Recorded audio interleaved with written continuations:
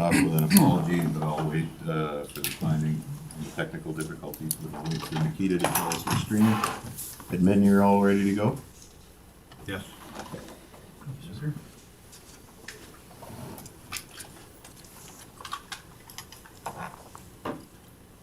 We're live. Okay, so I will call the meeting to order at 9:45. And apologies for getting started late here. We're having a little Wi-Fi issue in the building right now, getting people connected. Make sure you're streaming now. He said we're streaming. Oh, Yeah. So the meeting's called to order. We have our quorum. With that, I'll accept a motion to adopt the agenda. Actually, is there anything additionally from administration? no, your worship. Okay. Anything from council? Okay, motion to adopt the agenda. Councillor Dean? Oh, We need- sorry. I move that the agenda for this meeting be accepted as Okay. presented. Very good, thank you. So motion on the floor from Councillor Dean. Any discussion? All in favor? Any opposed? Carried. That takes us to item 3.1, regular council meeting minutes for October 5th, 2021. Any errors or omissions? Don't see any hands up. I'll take a motion to Councillor Prestich. I'll make a motion that council adopts the minutes of October 26, 2021 organizational council meeting as presented. Okay, we were on 3.1 though, so that's the minutes of October the 5th. Okay. That council adopts the minutes of October 5th, 2021 regular council meeting as presented. Perfect. Okay, any discussion on that motion? All in favor? Any opposed? Carried. Item 3.2, organizational meeting minutes of October 26, 2021. Councillor Kush. Make a motion that we accept the organizational council meeting minutes of October 26, 2021 as circulated. Okay, thank you, Councillor Kush. Councillor Dean? I think procedurally I'm speaking to the motion. I'd like to just clarify something that is in section 5.1 under the establishment of regular meeting dates, times, and places. I think what I remembered Shannon saying was that we need to establish a date to follow protocol, but there's no mention of every fourth meeting at the fort. And I know that is mentioned later in the meeting procedure bylaw, but I just wanted to ask the question whether we should note that in these minutes.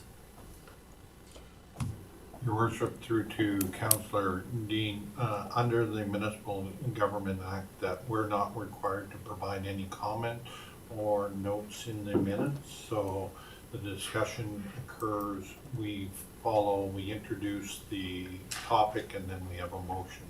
So as a result of your question is, that is then followed up in the next meeting, which is today. So I didn't understand that, sorry. So in other words, we don't make comments in the minutes about what was discussed at the meeting. So the discussion around the fourth meeting minutes it was discussed and direction was given to administration to have it on the next agenda. So that's what we did, right? Okay. So we'll see that on the next agenda? Yeah, what we're proposing, yeah. Okay. Thank you. And the next agenda is today's agenda. Okay. And that was to clarify too for everybody, that was a result as well of our municipal affairs audit, was that meeting minutes. Yeah. Meeting minutes they're not allowed to include any comment or anything, because if you paraphrase somebody's comment, you're probably going to misquote it somehow or another, and it'll misconvey and this kind of thing. So they actually recommend that the minutes be kept very concise and very, very tight. So that's coming from municipal affairs. And so I just want to clarify one piece of the information that was coming from the CEO then. So he's saying that those comments are captured in this agenda, and am I correct in assuming they're captured in the meeting section 5.1 under bylaws, the amend meeting procedures bylaw? That's where the components added, yes. Yep. Good, thank you. Okay. So any other discussion on the motion? All in favor? Any opposed? Carried. That brings us to item 3.3, and minutes for the special council meeting minutes of November 2nd, 2021. I'll make the motion to accept the special council meeting minutes of November 2nd, 2021. Thank you, Councillor Kuchen. Any discussion on that motion? Okay, all in favor? Any opposed? It's carried. And we're on to, we don't have any public hearings, we're into bylaws, which is 5.1, bylaw 57621, amend meeting procedures, bylaw 57321. Mr. Frank, you're gonna run us through this one? Yeah, your worship, members of council, this is administration's proposed amendments to the procedural bylaw that addresses the issue in regards to when do we have meetings at the Fort of Assiniboine. And we took slightly a different approach based on the fourth meeting, and I'll go down to the 10 meeting of council and 10.53 at the discretion of administration in discussion with the chair, meetings may be held at the regional office located in Fort of Assiniboine. The reason why we didn't go with every fourth meeting, there are occasions when, for example, the Barhead and District Housing Society may want to make a presentation, or the Pembina School Division may want to make presentation, and if it doesn't fit that time frame every fourth meeting, it's either a delay.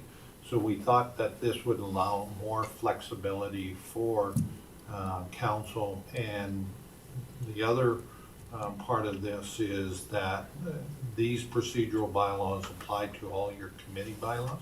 So the ASB may want to have their meeting in the fort as well, and this allows that discretion in that.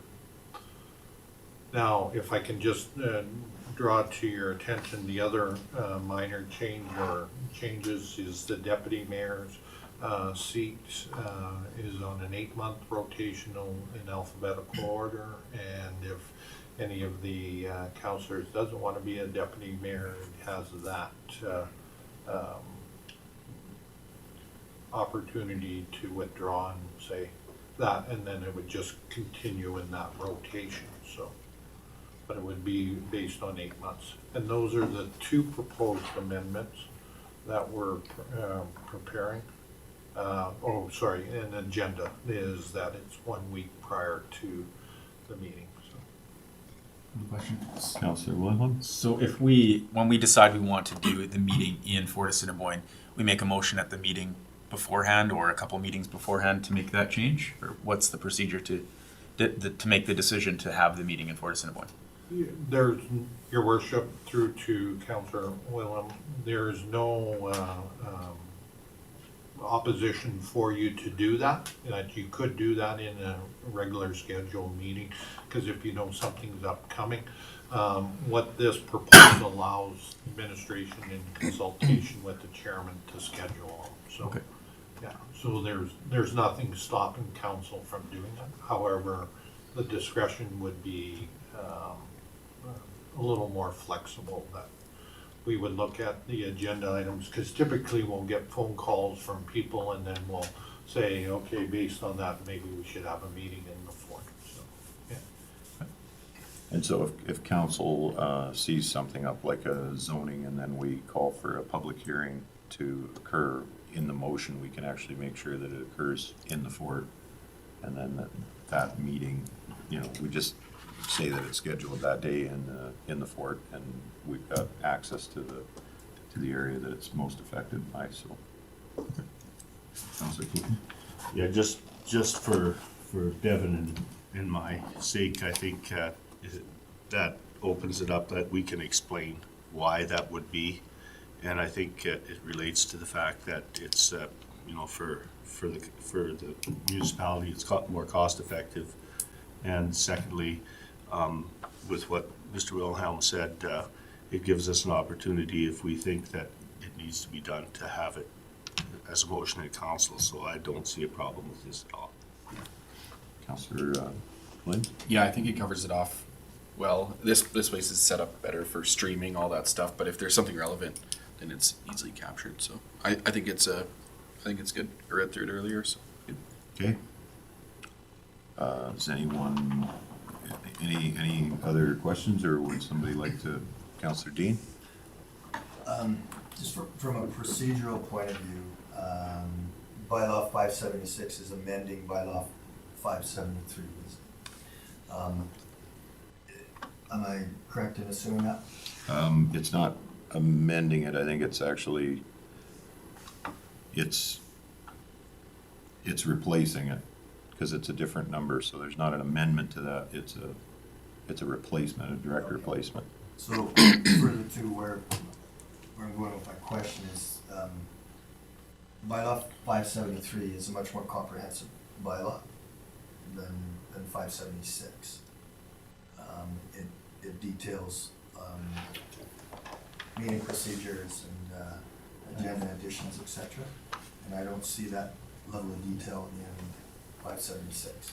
I think we're gonna get an answer Yeah. from, So your worship, members of council, and to explain how bylaws to the new councilors, how they work is, so we can introduce a bylaw at the beginning, and then as council decides that there needs to be some amendment, we can do a descriptive bylaw that only amends the certain sections, so that it doesn't, there's a couple of reasons why administration does that, is simply because we don't want to open up the entire bylaw for further discussions on other sections and areas of debate that you're specifically dealing with. These, in this case, 3 items that are required to be dealt with.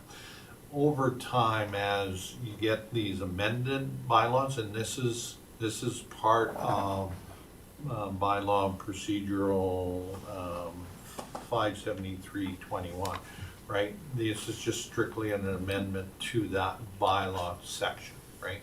And Councillor Dean is correct that this forms part of the original bylaw, but it is a separate bylaw. In time, when we start to get a number of amendments, we'll consolidate those into that.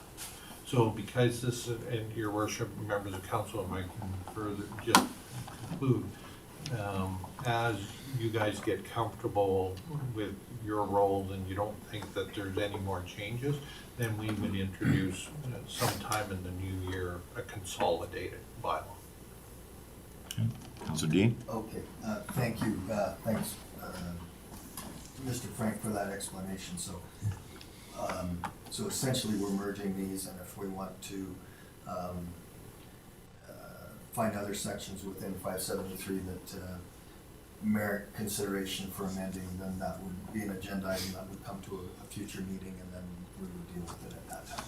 Yeah, and oftentimes you'll write some of these procedures with the best intentions in mind, and then you'll find out during the meeting the nuts and bolts of it are a little, or there's a question arising from it or something along those lines, so.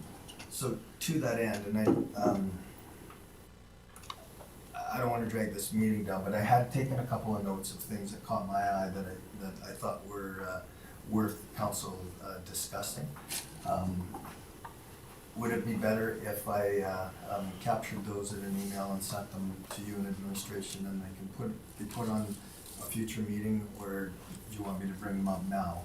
Well, we're amending at this point, so I mean, if they're glaring items that you want to address and Okay, council needs to yeah, address, okay. then let's deal with them now.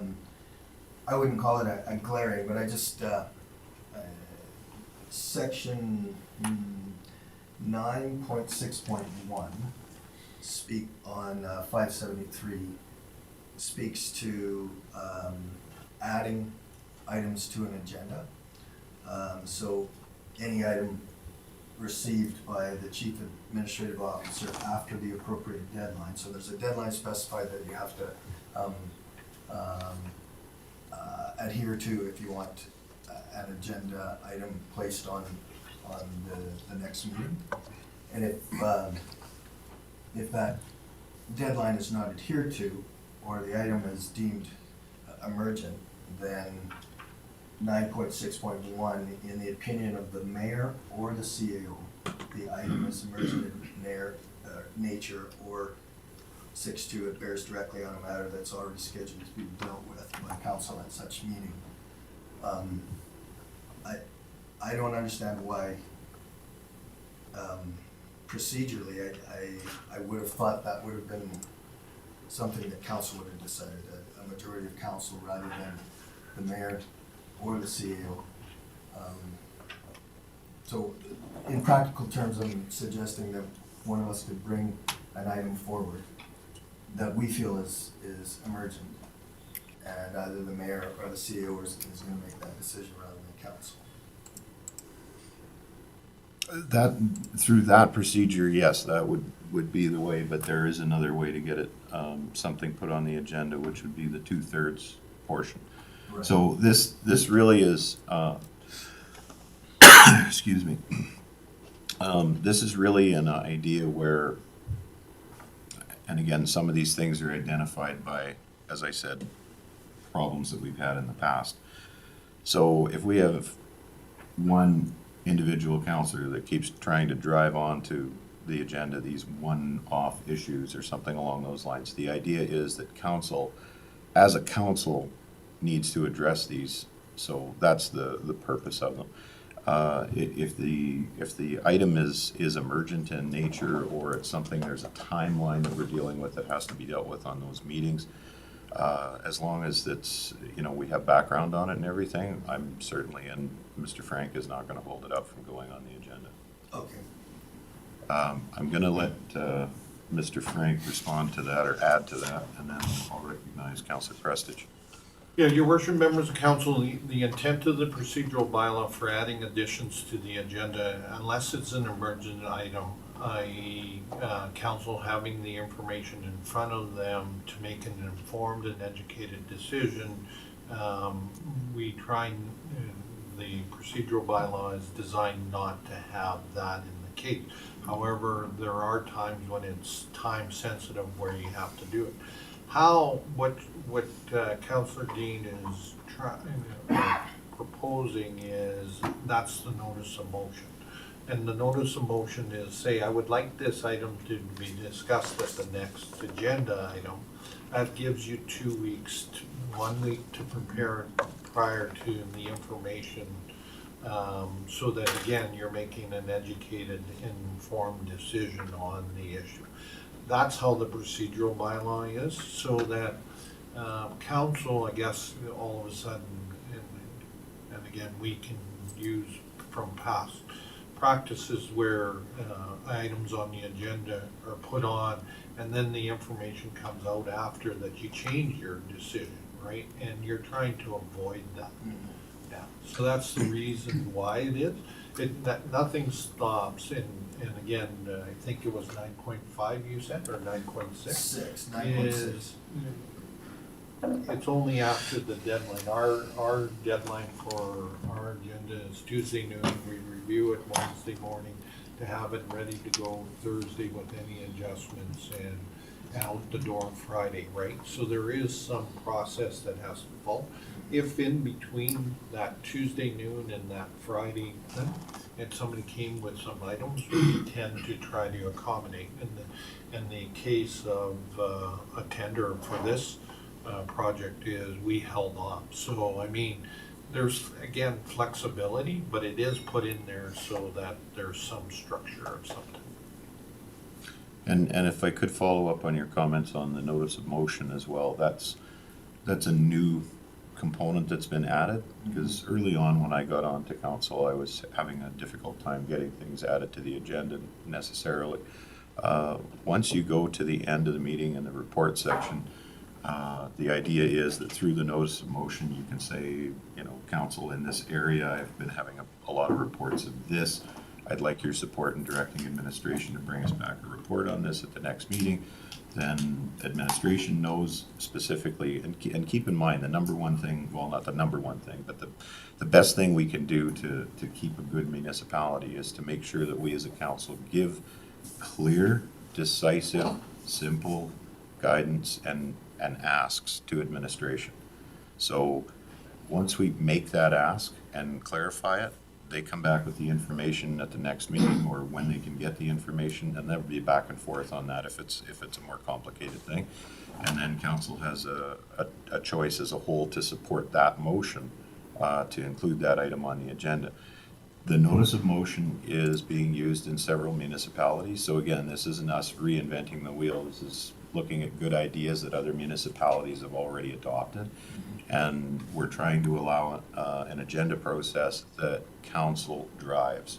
So does that answer your question? I think Bruce is next. Go ahead, because more comment. Okay.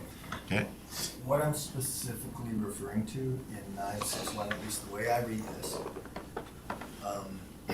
is that if there's an emergent item that comes up, and I'm sorry, I can't come up with a reasonable concrete example, but we all know that from time to time there are things that happen, and we feel we'd like council to give administration direction on this situation immediately.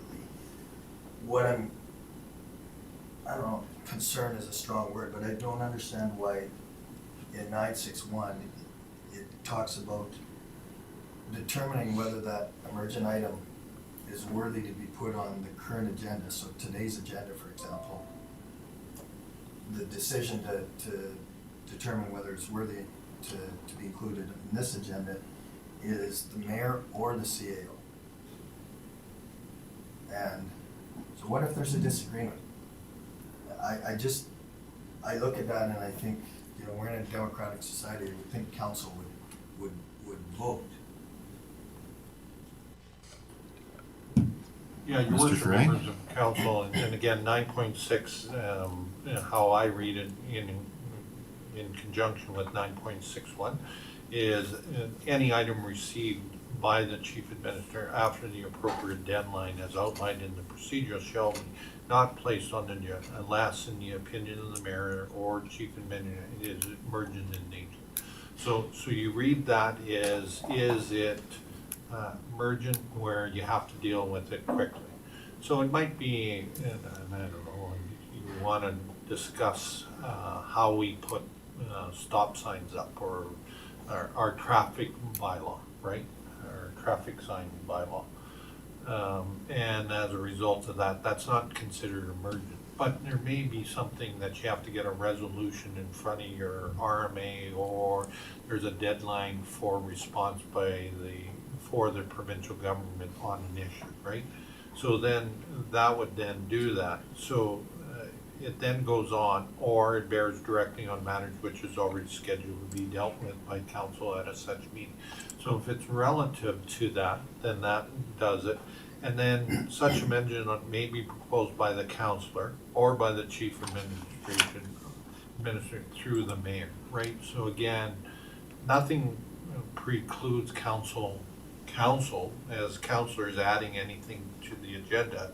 It's just the process after the deadline in this case, right? And under the notice of motion, that's the 974, council may waive the requirement for a notice by a 2/3 vote and add the matter to the agenda as urgent business. So that would be introduced in the very beginning, and there's your democratic process. Go ahead. And Councillor. also, going through, thanks to Mr. Frank for that explanation, that I have a much better understanding of that section now. I'm reading just a little bit further, and 9622 says such amendments may be included in the motion approving the agenda. So what I'm after is captured there, I believe. Okay. So, okay, I'm good with it, thank you. Councillor, no, we wait. So Councillor Cush. Just want to make a motion, the council gives first reading of bylaw 57621, amendment to meeting procedure bylaw 57321. Okay, thank you. Motion for first readings on the floor. So now we're into the discussion portion. Under that, is there anyone wishing to speak to the motion? Okay. With that, I'll call the question. All in favor? Any opposed? So first reading is carried. Now, so for a procedural, before I get into the second reading, third reading, for the procedural end of things, you can pass a, Your worship, if I can explain that to the new councillors, I believe that. you don't trust me? What's that? You don't trust me? Go ahead. Sorry, your worship. No, go I ahead. apologize. Yes, I do trust you. So and I'll make sure that I don't trip up on this, but you can do all three readings of a bylaw in one day, but there needs to be a third component here that goes after second reading, and that's a motion to proceed to third and final reading of the bylaw, and that particular motion must be passed unanimously. If that motion is not passed unanimously, then you're going to do third reading at a later date. The bylaw can still be passed at a later date, but it can't be passed on that meeting. Would that be correct description? Your worship, that is correct, and the only other thing I would add from administration, if a proposed amendment to any bylaw, that council decides to amend it, and then it can't proceed to third and final reading in that day, because under the act, you have to see it in its final form. And on occasion, we'll run upstairs and reprint it so that you can see it based on the urgent necessity, but more than likely, you come back to the next council meeting for final approval, so that you see it in its final form. And there's a recommendation here to go to third reading, but if council doesn't feel comfortable and they haven't gone through it, and you don't want to go to third reading, then just say so in the discussion. So with that, Councillor Prestige. Make a motion that council gives second reading of bylaw 576/21, amendment to meeting procedure bylaw 573/21. Okay, thanks, Councillor Prestige. Motion on the floor. Speaking to the motion, Councillor Dean. Thanks, Mr. Chair. So just a couple other things, I'm sure, I'm just looking for clarification, I don't see holes in it, but under section 11.2.3, it reads, so 11.2 talks about a member may participate in all or a portion of a council or committee meeting electronically. And then 2.3 talks about there's a quorum, so you can do that if there's a quorum of other members to ensure the meeting can continue should remote access of the meeting fail. So in the event that we were all remote, can I just ask our administration to clarify what that looks like? I'm assuming that's a mix of some people are electronic, some people are in person, and if there's a quorum, if one person dropped off, then obviously you still have a quorum. What happens if the majority of people were electronically, or everybody was electronic? My assumption is that two people dropped off, there's still a quorum of everybody else that's online, but I just would like that. Yeah, under our procedural bylaws, our minimum quorum is 4. So once you get to the 4, and we have had that where individuals have dropped off a call. And I mean, if we're all present and one of us has some kind of medical issue, that drops our quorum out too. Not that I'm comparing a medical issue to a data issue, but I mean, this is the reality that we live in right now. So we're just trying to put in something within the bylaw to make sure that people understand that your quorum is always in the back of your mind when you're running a meeting. So if you get to the 5 point, or sorry, to the where you're at minimum quorum with 4 people, you lose connectivity on one person and your meeting's over. So effectively, what I hear that saying, as long as you have a quorum, it doesn't matter whether it's in person or electronic, as long as you have a quorum, you're good to participate in the meeting. Not quite. I'm gonna let Mr. Frank explain this because he probably will do a better job at it than I, because we're trying to get an in-person component here as well, so, Mr. Frank? Yeah, so your worship, members of council, your procedural bylaw indicates that your meetings shall be here in person unless you deem to have them electronically, right? What the section 11 allows council from time to time, counselors from time to time, to attend a in-person meeting electronically, no more than 6 per year, based on personal reasons, medical or family medical reasons. So the intent of the procedural bylaw is to have the discussion always in front of everybody. However, from time to time, there needs reasons for you to attend through electronic means. And though it doesn't indicate that from administration, for example, Alicia is joining us remotely through this meeting due to reasons that she couldn't be here to attend. So that's the whole intent of this section of that. So what you want to do is, because unfortunately broadband is unreliable or is sometimes subject to weather conditions, topographical reasons, interference and stuff like that, environmental reasons, I guess, that the need to have 4 counselors sitting online and 3 in person, and all 4 lose, we then lose quorum, and as a result of that, we can't continue with the meeting, right? So the intent is that you have no more than, you always have 4 in this building or the Fort Assiniboine office, so that you avoid never losing quorum because of the electronic inconsistencies that may occur. Councilor Dean? Yeah, thanks for that explanation, because that's exactly how I read that. So, I just wanted to make sure everybody understood that, it could be a situation where you want to participate electronically, but if you're one of 4, then somebody has to decide that they need to be here. And again, it goes to the intent that, and this council had the discussion, that they feel the in-person meetings are much more effective, much more communicative, better choice for the municipality for us to drive the decision-making process. So again, this is a method that coaxes us in that direction. Yeah, So, it's unlikely, I think, but it's possible. There could be 4 of us that are all getting pulled in different directions, and then we have an issue. So I just want people to be aware of that. And I do have one more section. I'll let Jeremy go ahead.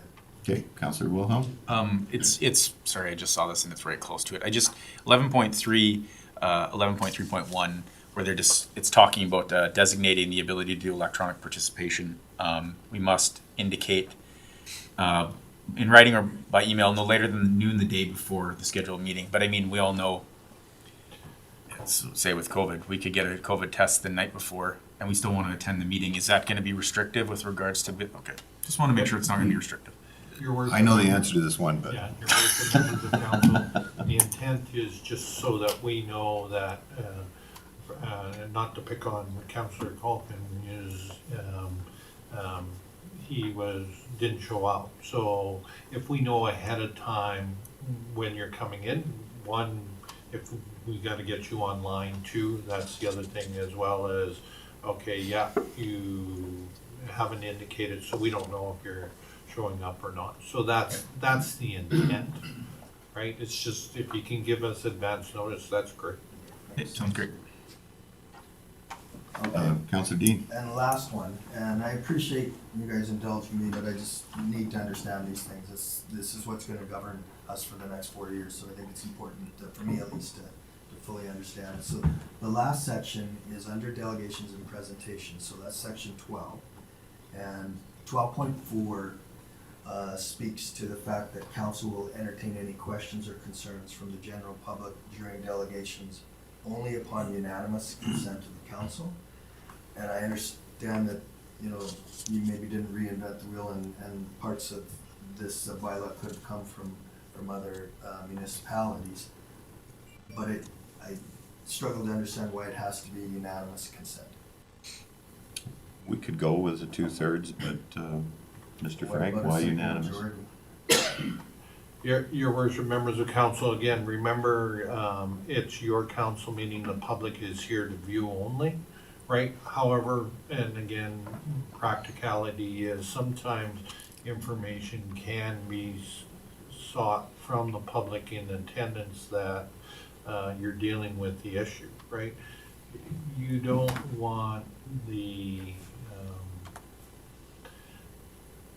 you want the information to be exchanged to council, however, you don't want the public overtaking your meeting. So that's why the discretion is always there, and it should be the unanimous of all council allowing that information to be put through the public. And I don't agree with unanimous consent. I think majority would be fine with me. And I think to the point where we are attempting to engage the public and attempting to be as transparent as possible, I don't feel it's appropriate that this is unanimous. And it's not a hill I want to die on, but I just need to voice that. Okay, Councillor Williams? I agree with Councillor Dean on that, because that might be the last piece of information we need to make a informed decision. So I agree, and if one person doesn't want to hear it, then we might not get that last piece. So I agree with that. Anyone else wish to?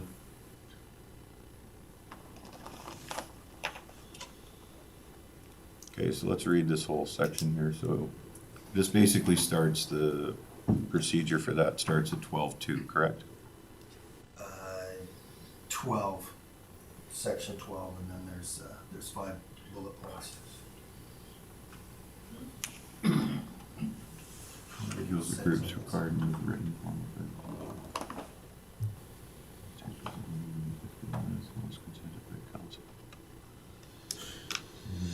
Questions, concerns from the general public during delegations only by unanimous consent.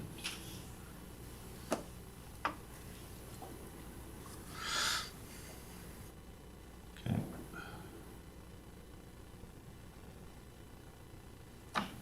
Anyone Yeah, wish to you- propose an amendment? Mr. Frank?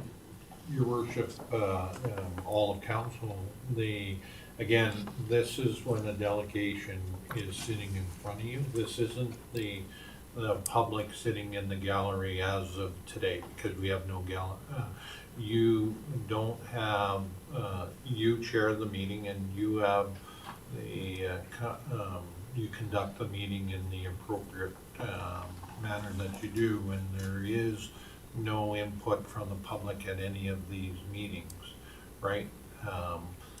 This is when a delegation is in front of you, and for whatever reason, they brought some other supporters or other individuals that aren't necessarily making the presentation.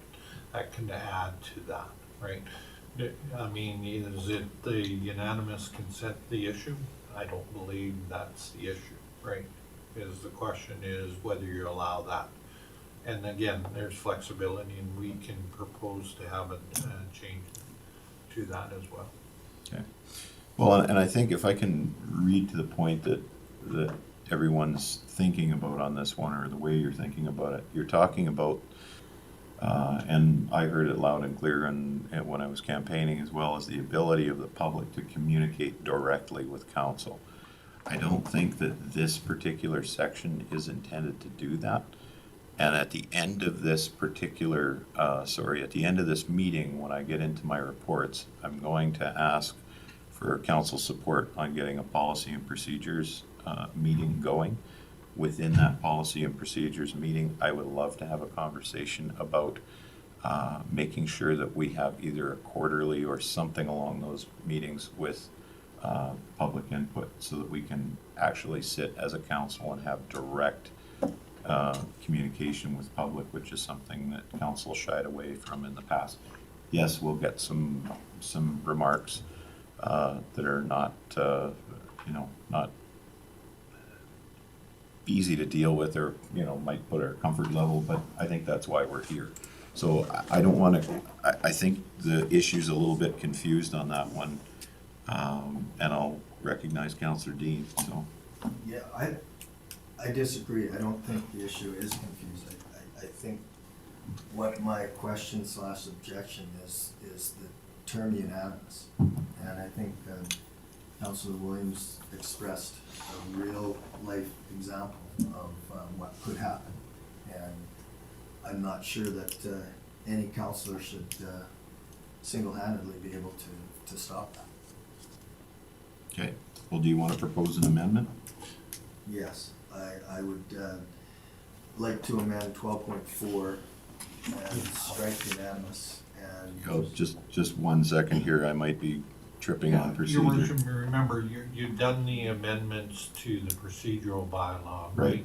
So and we have a motion for second reading, Oh, we correct? do have a motion for second Right. reading, yep, Councillor Kush, yep, sorry, there is a motion on the floor for second reading, so, the motion for second reading has to be voted on or withdrawn, and then we can go to, suggesting an amendment to the bylaw that can be brought back to us at a later date.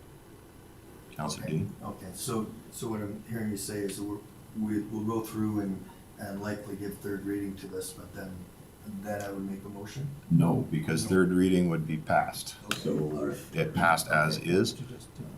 Okay. Mr. Frank? Your worship, there's two options, is you can proceed with the bylaw that is in front of you and proceed that. Then a notice of motion can be given to have that amended at the next regularly scheduled council meeting.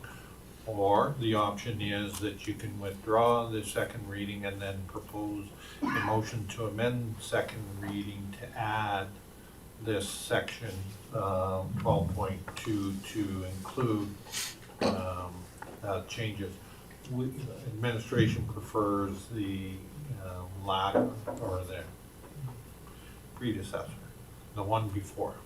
I.e., we'd like to proceed with the thing and then a notice of motion to have the amendment at the next. So you want to continue to pass this bylaw, then do a notice of motion to amend it again, but if we And then amend it. we'll consolidate it.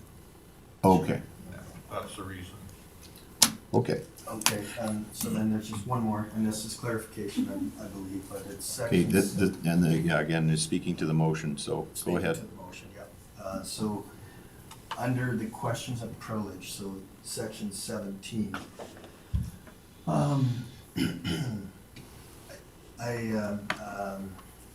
So if you read the first section, councillor desires to address the meeting upon a matter which concerns the rights or privileges of the councillors collectively, or of him or herself as a councillor. Thereof should be permitted to raise such question of privilege. I don't understand that. Can I have an example of what a question of privilege is? Question of privilege. I'd have to get my, my notes out. Is there a description of, question of privilege in the MGA as well? No, your worship, not in regards to the question of privilege is the rising of a question which concerns a member of council collectively. When a member believes that another member has spoken disrespectfully towards him or council, or whether he believes his comments have been misunderstood or misinterpreted by another member, and that's under 2.21, the definition question of privilege. So if a counselor believes that he's being Misrepresented. yeah, or talked down to or disrespected, then the question of privilege could be asked for, and then the mayor rules on that. And the point of this really is not that we necessarily have to all agree, but we have to be respectful when we disagree. Yeah, That's all. yeah, and thanks, I don't know if the rest of you guys understood what question of privilege was, but I didn't. So. Thank you. And that's it. Okay. Any other speaking to the motion? All in favor? Any opposed? Carried. All right, so, motion proceeds with 2 third reading. Counselor Cush. We've got a motion that council proceed to a third and final reading of bylaw 57621, amendment to meeting procedures bylaw 57321. Thank you, Counselor Cush. Any discussion on that? All in favor? Any opposed? Okay, I see unanimous. So that's carried. Anyone wish to give third reading? I motion the council gives a third reading of bylaw 57621, amendment to a meeting procedures bylaw 57321. Thank you, Counselor Wilhelm. Motion on the floor. Any discussion on it?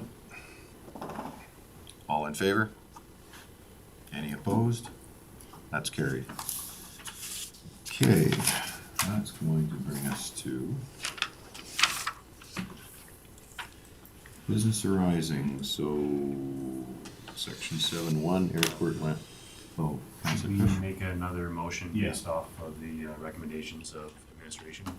That was supposed to be done under the reports. but Sure. Yeah, I'll do it. Are you good to do that under the reports? Yeah. Okay.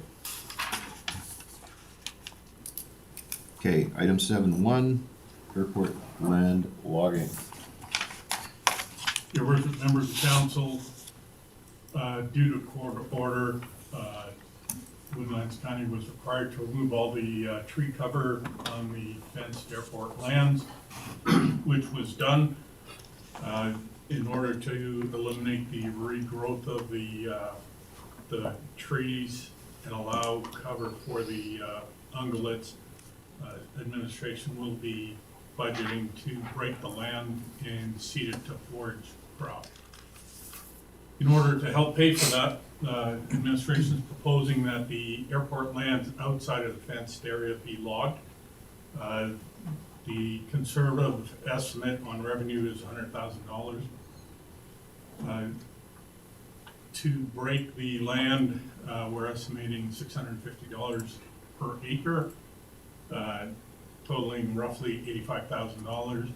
To burn the existing piles, the stumps and the thaw piles, is in the area of $40,000. We are working on obtaining pricing on chipping and disposing of the material so that it's usable, but we won't have those numbers until later. So the recommendation is a council direct administration. Andre, I'm just Yes. gonna stop you for a quick question. Counselor Dean? Just, help me understand why it costs $40,000 to burn piles. I believe you, but what's captured in that, what's cost? We have to have equipment on site during the burning process. Okay, like fire suppression equipment? Well, we need excavators to be able to move the material, keep repiling it. Gotcha, okay, thank And you. there are roughly 120 piles out there, so there's a lot of piles to burn. Sure, thanks. Go ahead. Oh, Counselor Wilhelm. I have a question. So your estimate for $100,000, like where do you guys, how do we estimate that we'd make it that $100,000 off of it? We're estimating that if we log it, those lands, we will get roughly 100,000 revenue. Given the price of lumber, probably more than that, but we're trying to be conservative with that number. Okay, so then that logging will go out to quote to So local groups? we'll do the same thing as when we put it, when we tendered out the internal logging. We put a tender out, ask for pricing per ton for the different types of trees, and that's how we awarded it. The highest number gets the job. Okay, Andre, continue with your presentation. So if we fail to break it, as I mentioned, we're gonna get regrowth and the cycle will continue.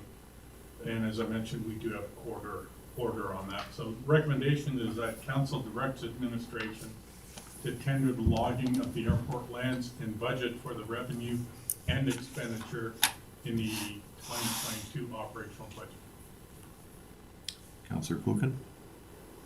Yeah, I'm just the question I have is have you looked at all at, after the logging is done, at using something like Grazon or whatever for a period of time to keep the undergrowth and stuff down?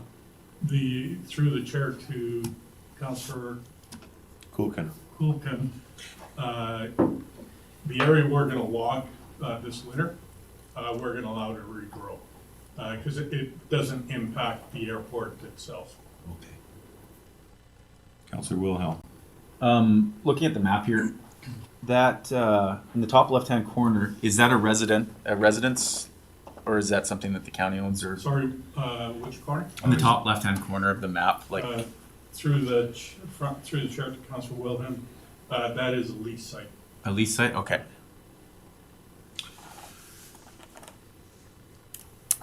Okay, I have two questions. The court order that we got was to log everything inside the fence, was it not? Your worship, yes, it was to remove all the cover within the fenced area. Okay, so this is outside the fence, is it not? Inside the fenced area. Okay. Did we have any conversation with the Trailblazers as well on their trail system being impacted by this activity? We have not had any discussions.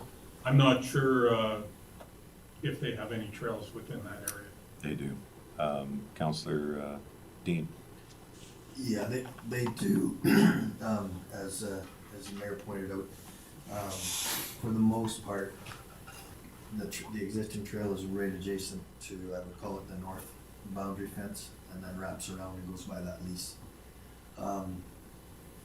So I don't think there'd be any concerns, but I think it would be good corporate citizenship to contact them. Okay. That answers my question. So what does council feel here? You want to go with the recommended action, or does anyone, Councillor Prestige? I'll make a motion that council direct administration to tender the logging of the airport lands and budget for the revenue and expenditure in the 2022 operational budget. Okay, thanks, Councillor Prestige. Motion on the floor. Any discussion? Councillor Dean? Just curious why the sections that are selected for logging have been selected. When I look at the map, I see there's other forested areas, and why was, this jagged map? I'm sure there's a really good reason, but I'm just curious.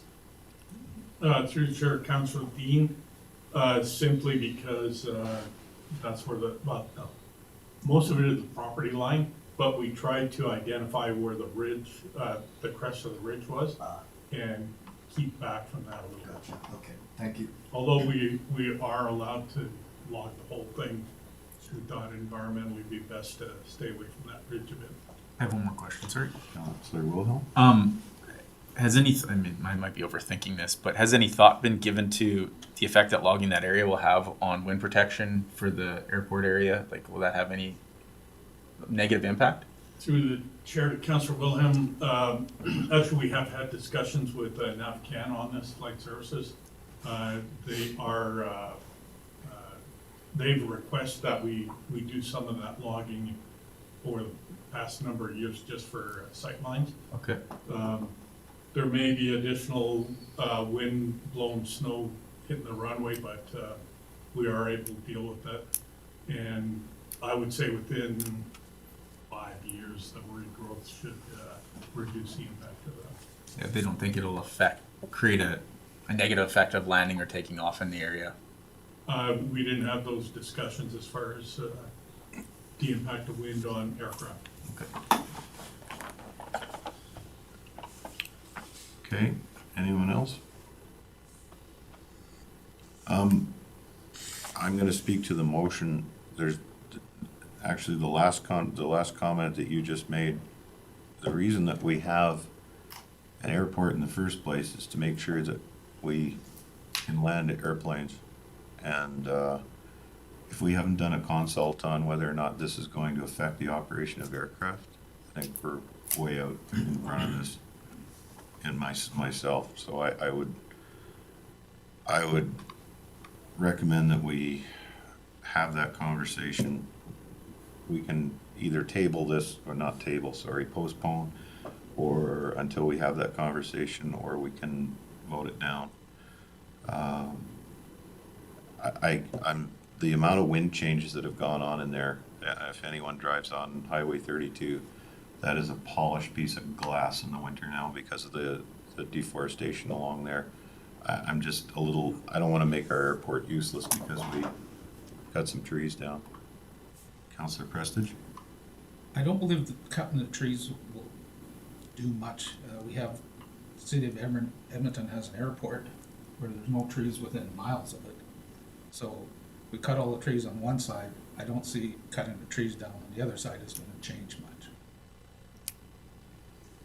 Councillor Dean? Yeah, I concur. There's, go to Regina or Medicine Hat, those are very windy places. But that being said, I've never flown a plane. I've definitely never landed a plane, so I'm not coming from a position of experience.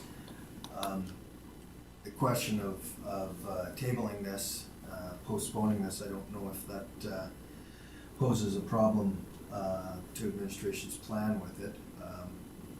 But to your end of gathering information and engaging the right parties, would this be something that could be put on as an emergent issue for the Airport Advisory Committee and engage those people and gather their stamp of approval and then go ahead with it? Yeah, I believe I know what's gonna Through the be, chair, Councilor Dean, I neglected to mention that this was brought to the Airport Advisory Committee, Oh. and they did make the recommendation to council that we proceed. Thank you. okay. Any more discussion? I'll call the question. All in favor? Any opposed? Okay, carried.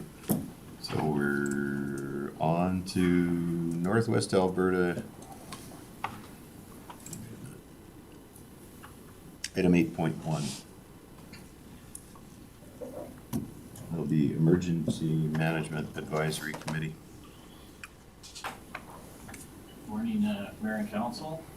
Woodlands County bylaw number 535-19, Section 3 asks Woodlands County Council to appoint members to the Emergency Management Advisory Committee, thus including 2 elected council members. And also in Section 3, it asks Woodland County Council to appoint Director of Emergency Management and a Deputy Director of Emergency Management. Before you, there's two motions. First motion is that council appoints 2 councillors to the Emergency Management Advisory Committee. And the second motion or recommendation is to appoint Scott Webb, the Manager of Protective Services, as the Director of Emergency Management, down. And Jeremy Sergiu, Health and Safety Coordinator, as a Deputy Director of Emergency Management, the D down. Okay. So, we gotta pick some counselors here. Now, since we've got a fairly new council, let's go ahead and ask what the roles of this is specifically, these counselors. So the Mayor, And council responsibilities is oversee the preparation of the emergency plans and programs, approve the emergency plans and programs, appoint members of the committee, appoint the DEM and the deputy DEM. The council may remove any member of the committee if at any time for any reason. By bylaw, borrow, levy, appropriate, and extend without the consent of the electors, and all sums required for the operation of the agency. Enter into agreements and make payments or grants or both to persons or organizations for provision of services in the development or implementation of emergency plans or programs, including mutual aid plans and programs. And at any time when it is satisfied that the emergency exists or may exist in the county, by resolution, make a declaration of the state of local emergency retaining to all or any part of the county. Okay. All right. We need 2 members. Councillor Prestige, you'll volunteer? Yep. Okay. Anyone else? Is the mayor on this regardless because of the? This is just the emergency management agency, so this is just the committee. The mayor and the deputy mayor have other duties within this bylaw as well. Okay. Anyone else? I just have a question. Councillor Williams, go ahead. Would it be conflicting with my other position? Like if there was an emergency, could you do both? Because I don't mind volunteering to go on it. I just don't want it to be, if there was something happening, which one is more important kind of thing. So that's the question I would have. Yeah, Mr. Frank? Your worship, members of council, the appointment to this committee is for the overseeing of the administration of the emergency management, right? So, the answer to the question, no, it wouldn't be. This isn't a direct action as a result of an emergency where you're sitting in a room in a command area or something like that. For this type of a position, you're kind of doing the preemptive planning for these emergencies. So once the emergency strikes, he can do his firefighter thing and not have to worry about being in some kind of command position, correct? That is correct, your worship. Okay. Councillor Dean? So if you're willing, David, I'll make a motion that council appoint Councillor Williams and Councillor Prestige to Emergency Management Advisory. Sounds good. Okay, we have a motion on the floor. Any discussion on that motion? All in favor? Any opposed? Carried. Your worship, Yes. just a note for, now has been added to your organizational meeting, and will be annually appointed at that point in time. Okay. Northwest Alberta Emergency Resource. No. Second motion. Sorry? You have a second motion to consider? Oh, in this one, yeah, sorry, that, I got hands up. Let's go this way. Councillor Prestige, you had your hand up. Yeah, I was gonna make a motion that council appoints Scott Webb, Manager, Protective Services, as Director of Emergency Management, DEM, and Jeremy Sergey, Health and Safety Coordinator, as Deputy Director of Emergency Management, DDEM. Okay. Any discussion on that motion? All in favor? Any opposed? That's carried. Okay, now we're on to 8.2. Northwest Alberta Emergency Resource Agreement. Mayor and council, this agreement allows Woodlands County to reach out past our mutual aid agreements with our border partners in any assistance in event of an emergency or disaster. The Northwest Alberta Emergency Response Agreement allows us to request from other municipalities and counties that are signed onto this agreement. So if we have a large forest fire in that, we can engage Parkland County, we can engage the town of High Level, we can engage the MD Mackenzie, we can engage Leduc County, we can engage, they're all signed on to this agreement, and they will send teams up to help us. So by doing this, I know that past, our Blue Ridge Fire Department attended the high level of Chuck Egg Fire, and that's where this agreement came out of. So it gives us more resources to, in the event of something large happening in our county. Mr. Frank? Yeah, just to note, Parkland County isn't part of this agreement, just. Oh, right. Okay. And this is a mutual aid, so that would require us to give services the other way as well, right? Yes, but if we don't have services to give, we don't have to. So if we have a team that can go, then we can send them. If we don't, and we can't spare a team that can go, then Okay. we're not required to. Anyone wish to make a motion on this one, or? Counselor Williams.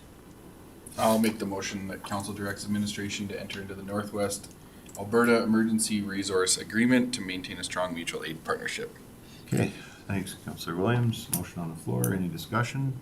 Counselor I just Cush. have one quick question. If we say send a team somewhere in response to help out, the cost, is that on us or is that something that's billable to whichever municipality we're sending to?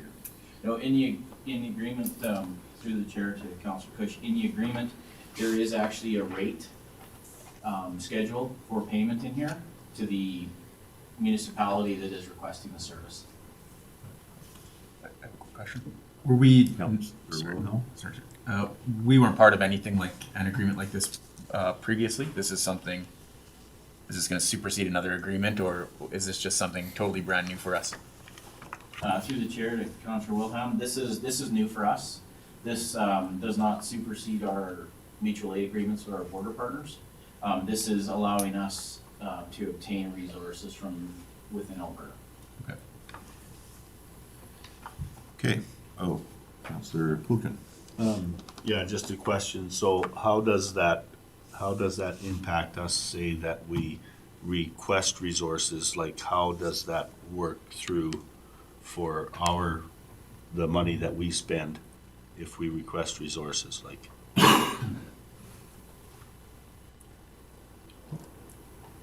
obviously, if we request somebody to help us and there's a mutual aid and there's a cost attached, what's the process?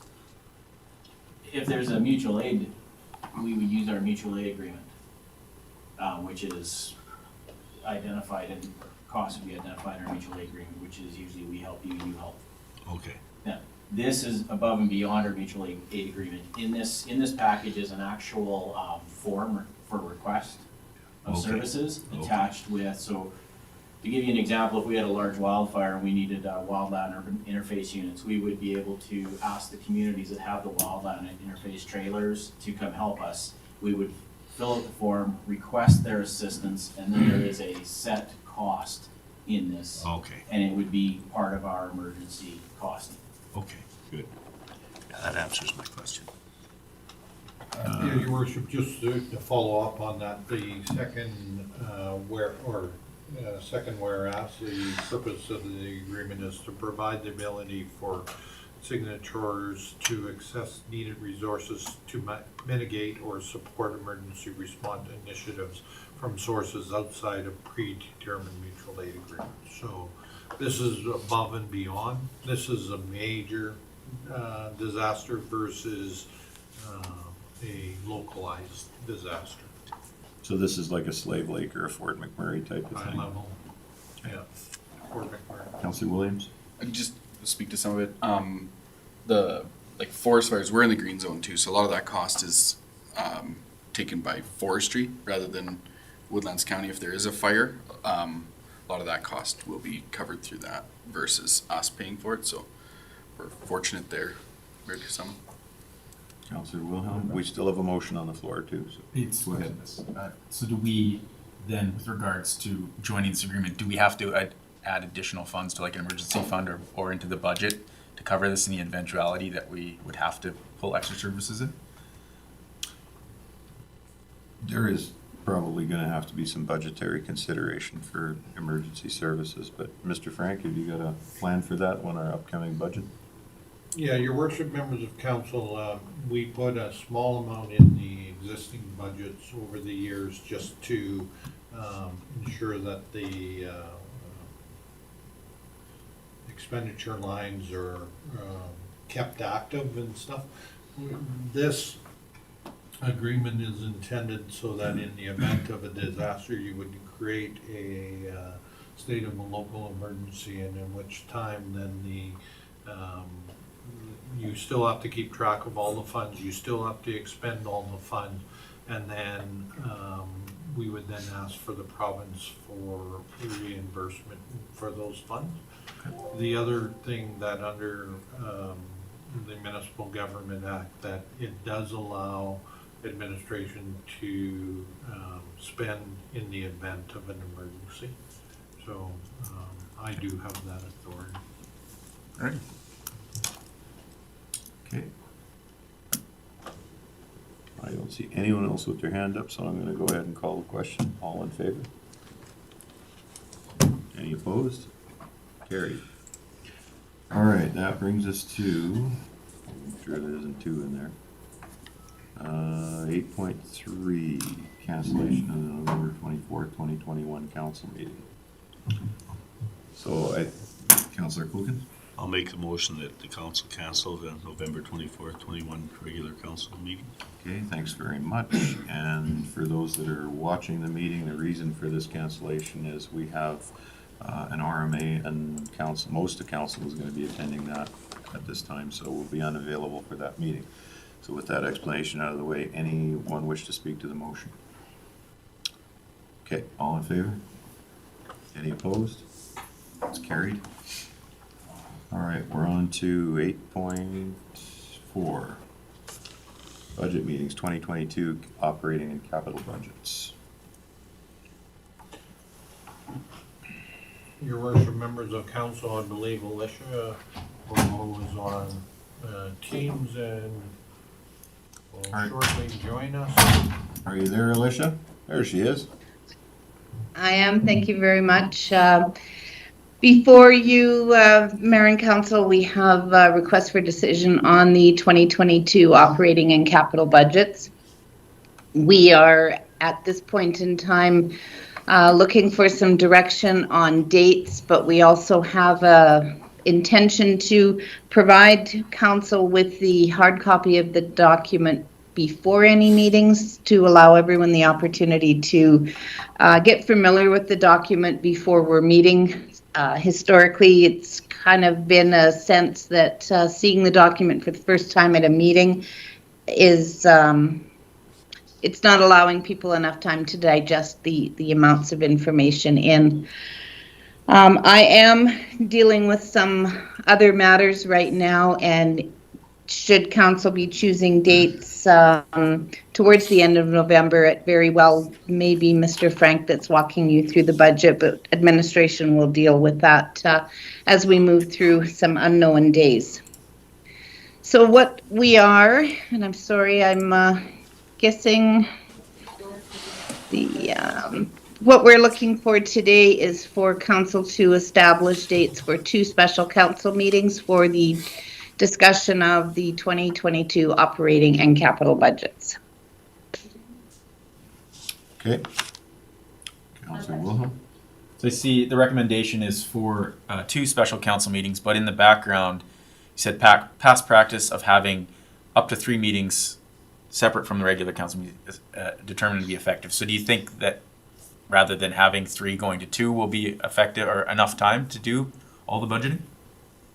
Through the chair to Councillor Wilhelm, setting 2 dates now is not restrictive, meaning that those will be the only 2 dates for budget meetings, but it does allow administration an opportunity to know what our time frame is moving forward on this. Should additional meetings be desired by council, even at the first meeting that we're together, we can take that opportunity to set any additional meetings.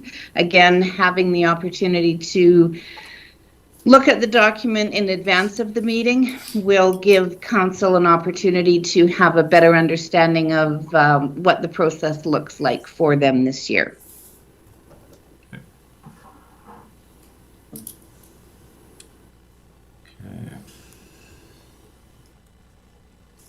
else? Counselor Kush? Just curious, given all the people's work schedules and board meetings and everything else, VRMA and stuff we have coming up, is it possible to maybe have council send an email with all of the 3 days we have between now and the middle of December to administration, have them find days that kind of overlap or work for everybody? Ooh. Yeah, this is a complicated one, trying to get everybody together. Counselor Dean? Here you're going with that, because we could sit here for 2 hours to Yeah. try and figure them out. But I'm just wondering, you know, the RFD is asking for 2. Or even if, and I think sooner is better than later.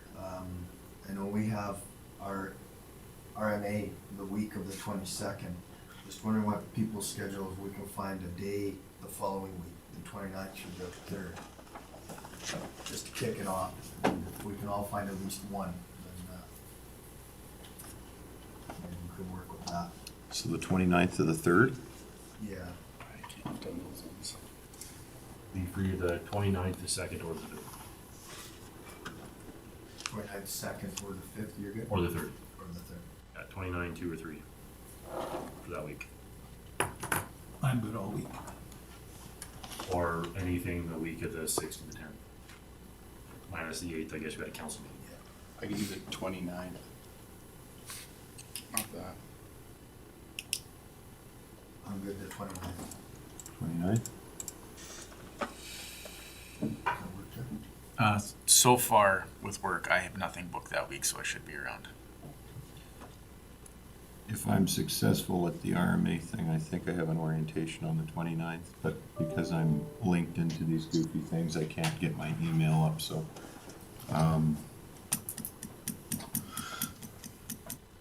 But we can work around it somehow.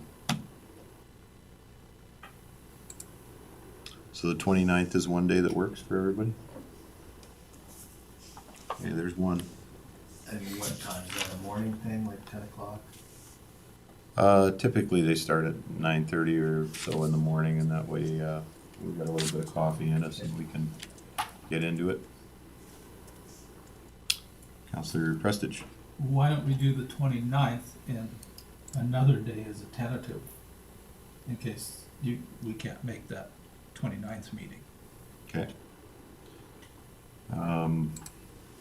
Oh, you mean as a, Alternative and all. yeah, well, there's an orientation and then there's a thing right after, and I don't understand why I'm not seeing this, email that I got from them.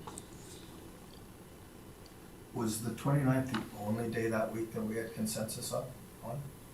Yeah, you're good for the rest of the week? 30th I definitely can't do, but the rest of the week I can make happen. And you're booked up the rest of the week. Yeah, till the 7th. I know why it is. Counselor Dean? Yeah, this is gonna be a challenge. Maybe we should just have one and go from there. Does that work for you, Alicia?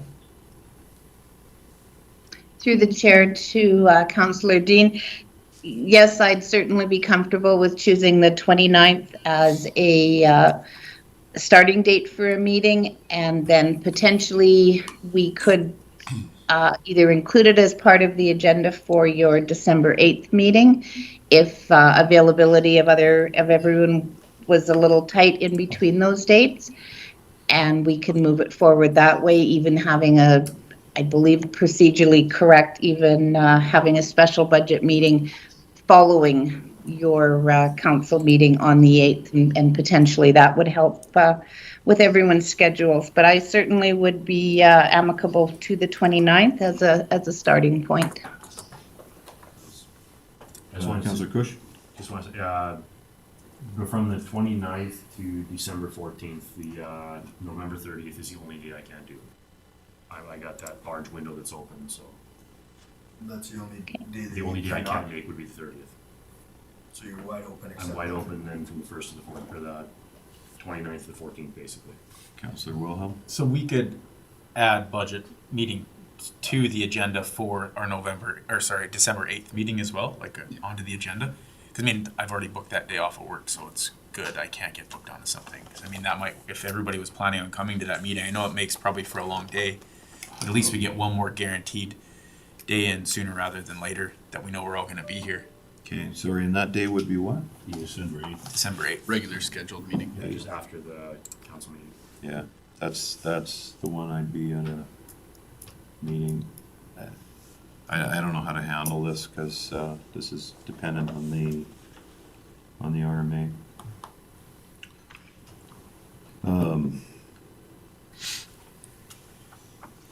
I have a 6th to the 8th, that would be, so and bracketed on either side, so that would be the 5th to the 9th. The 2nd and the 3rd, and that's it. So are you saying, John, you're not available? for the I'm not council available meeting? on the dates I just said, so, That includes the 8th, so you're not here for a council meeting? no, I wouldn't be.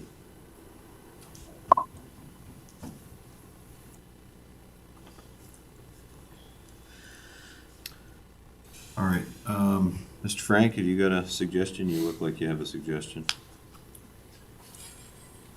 Your worship, members of council, we'll start with November 29th, and then after that, we'll see how far we get.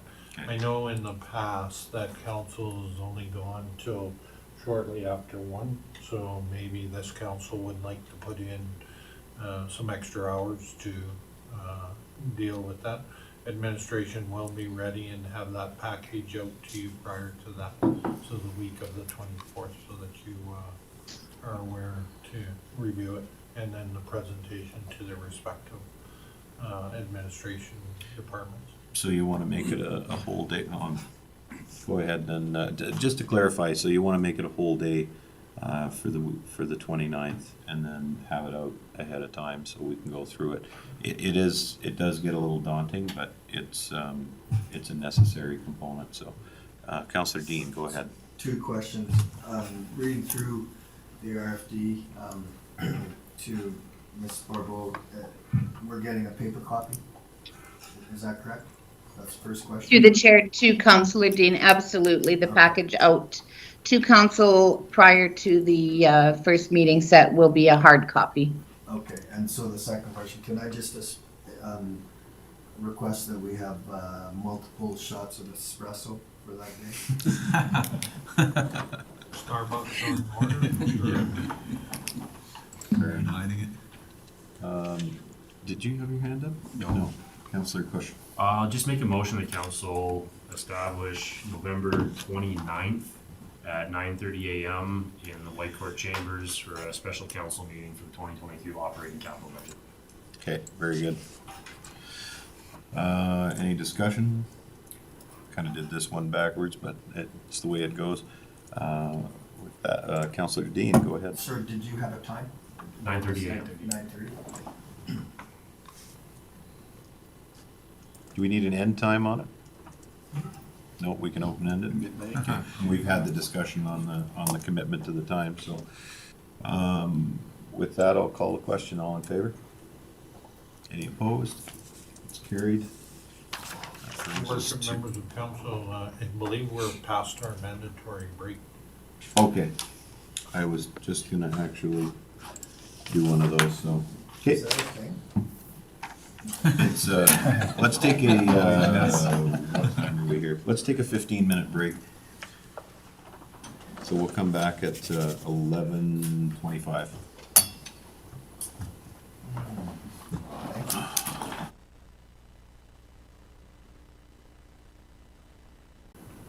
Just double checking, sorry. All right.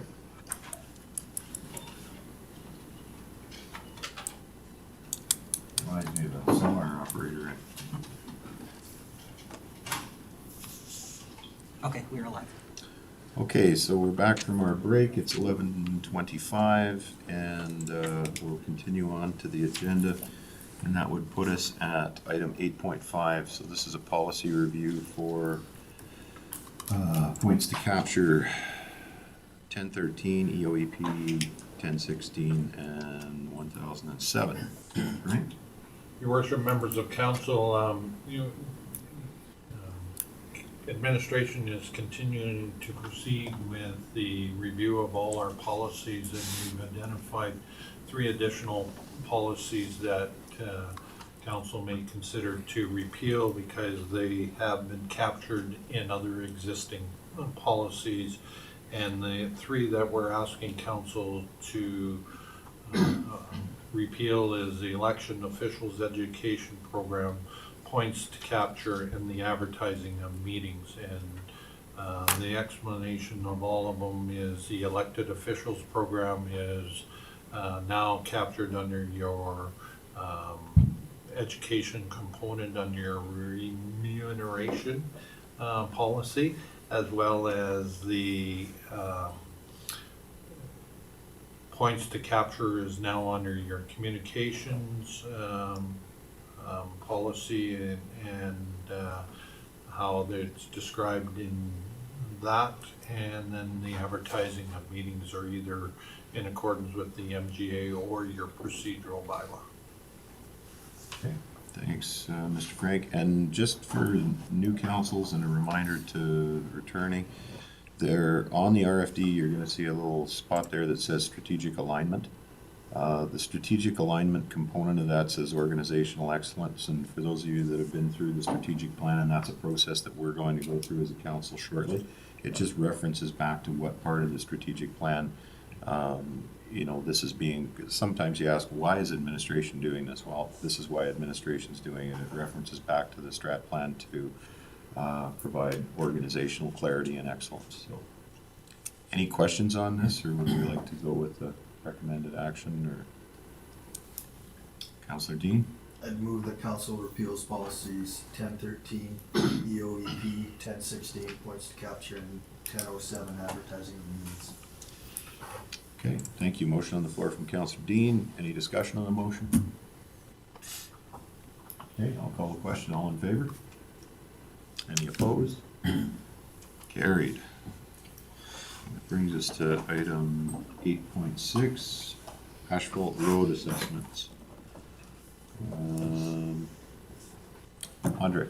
Your worship, members of council, the 2021 capital budget included funds to do an asphalt road assessment. A tender was, or a request for proposals was let out. McElhaney was hired to conduct the assessment.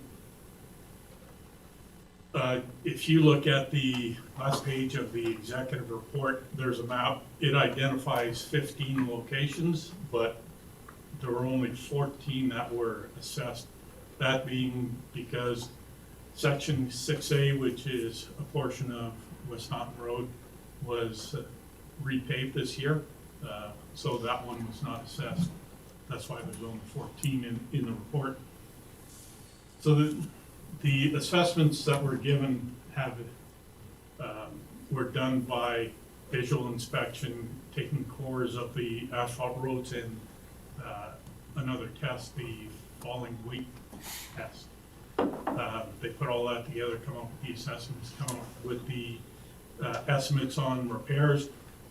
They did provide a preliminary plan or schedule on resurfacing some of the roads. It has to be kept in mind that this is a snapshot of the roads this year. Every year they're going to deteriorate some more. So if you were to look at the old ferry loop, it's identifying that the rehabilitation costs are $30,000, but in 14 years, that number is going to grow quite a bit. So this was an assessment to help us provide for future budgeting, and this will also form a component of the asset management. Andre, I'm just going to stop you for a minute. Councillor Dean? I just have a question about the acronyms. I don't know what they stand for. So section 211, the table that has road widths and thicknesses, there's 2 acronyms, ABC and GBC. What does that stand for? Sorry. GBC is granular base course, Okay. so that's the gravel underneath the asphalt. And what was the other? APC. Asphalt pavement course. Okay. I may be guessing at that second one, but I'm pretty sure that's what it is. And then the other thing was falling weight deflector. What exactly happens there? So that's through the chair to Councillor Dean, that's a test. There's two forms of doing it. One is a trailer, the other one is you put, there's a plate that goes on the road. There's a weight that's roughly 4 feet off the ground, and it's guided down to that plate. They trigger it, it falls, and it takes readings on the deflection within the area. So there's electronics built into that. So it basically gives readings on the amount of deflection in the road and helps determine the strength or the residual strength of the road itself. So it's not really simulating something falling, it's just testing the strength for overall traffic. It's essentially simulating a heavy load. Okay, continue. So the recommendation is that council accepts the 2021 asphalt road assessment report and information. Okay, Councillor Wilhelm? I have a clarification, just or a question for Andre, Mr. Bouchon. When it says rehab schedule, that's the estimated amount of time it's gonna take to repair the road, or that's the estimated time that, estimated time it'll take? We have to keep putting in $2.1 million every 1 to 2 years to keep the road upgrade up to date.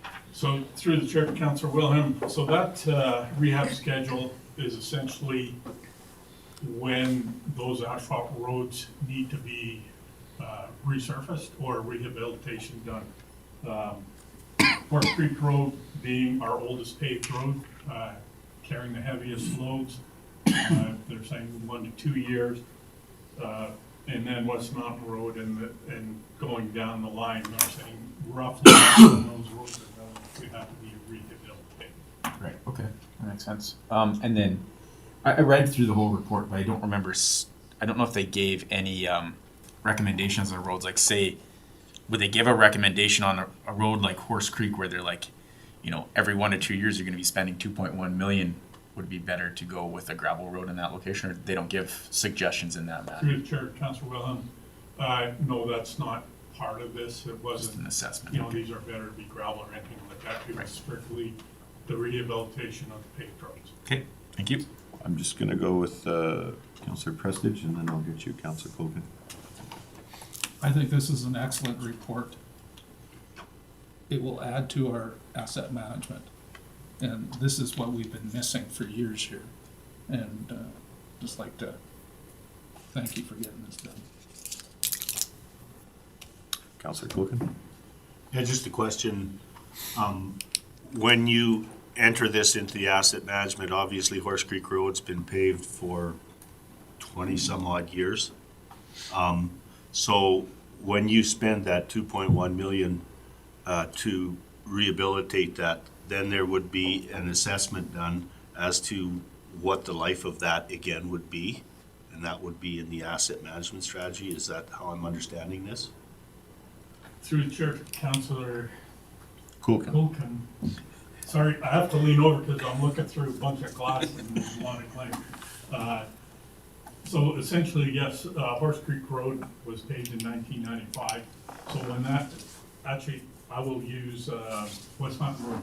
This year, we rehabilitated 1.8 kilometers of that road. So when that is rehabilitated, it essentially goes in asset management and refreshes that section so that the life expectancy is extended from 1 year now back to 25 years.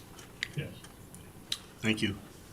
I'm just gonna ask one question on the recommended action. Since we haven't been, and I'll echo Councillor Prestige's comments as well, this is the type of information that we've been really needing. So My question is procedurally on here, the recommended action is that we accept it for information. Now, we have an asset management program. Typically, a motion to accept for information is you pretty much put it on a shelf and don't do a lot with it. So with our new asset management plan in place, should we be asking that this be adopted into the asset management plan and forwarded for budget considerations, or like what? And again, this is a little different because we haven't done asset management before, but I want to make sure that we capture this properly. So administratively, this is a tool that we put into asset management. So all the information we gather on roads goes into that program. Okay. Automatically. So, Mr. Frank? Yeah, Your Worship, I know what you're getting at is, so we're not asking for further direction on this because this was an administrative study that we'll use to implement for our purposes to bring forth to council, where council would then, once the council sees the 20-year capital plan that will be adopted, is that this information will be incorporated into that capital plan. Okay, fair enough. Councillor Prestige. Make a motion that council accept the 2021 asphalt road assessment report as information. Okay, motion on the floor from Councillor Prestige. Any discussion? Don't see any. All of that, I'll call the question. All in favor? Any opposed? Carried. Item 8.7, Horn Road reconstruction. Your Worship, members of council, the 2021 capital budget included funds for drainage and road improvements in the Horn Road subdivision area. It is a two-phase project. The first phase was improvement of the drainage throughout that whole area, which was tendered out, awarded by council, and that work is complete. The phase two is road widening and some drainage improvements on Horn Road itself. That tender was advertised, let out. We received 5 bids, the lowest being PME Inc. for $273,100. The total cost of the project, of what was spent and what we anticipated being spent, is $600,607. The total funding is $605,656. $40,656 of that being county, the remainder being a grant province. So there are 3 recommendations. One, that council award the Horn Road project to PME Limited for the tendered amount of $273,100 plus taxes. That Woodlands County Council approve an 11% contingency for the Horn Road project in the amount of $30,000 if required. And that Woodlands County Council approves $44,311 in engineering fees to WSP Engineering, which includes the project management, quality control, survey, and drawings. And I'll just make a comment on the contingency amount. So we put that in all the construction projects, so that if the bid amount is $273,100 in this case, and when they are digging, we find there's a soft spot that was not anticipated, we're gonna go over the project, we have that contingency amount that we can use and not have to come back to council looking for money on that project. If there are no requirements for it, then that money does not get spent. Councillor Dean? So if I'm reading this right, approximately 90% of the cost of this project is coming from grant funding, which is great. Can you give, especially for the new councillors, can you give an idea of how this project would qualify for grant funding? And it's fantastic that it is, but what's that process look like for you guys? How do you identify what is good, is grantable? Through the chair, Councillor Dean, every grant,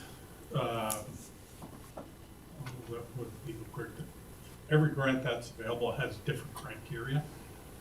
So we identify roads based on our, I'll call them right now, because asset management is still fairly new, we'll call it our dirty dozen, let's say. We'll submit projects that meet the criteria the province or the feds have out, identifying what work has to be done and what our anticipated costs are.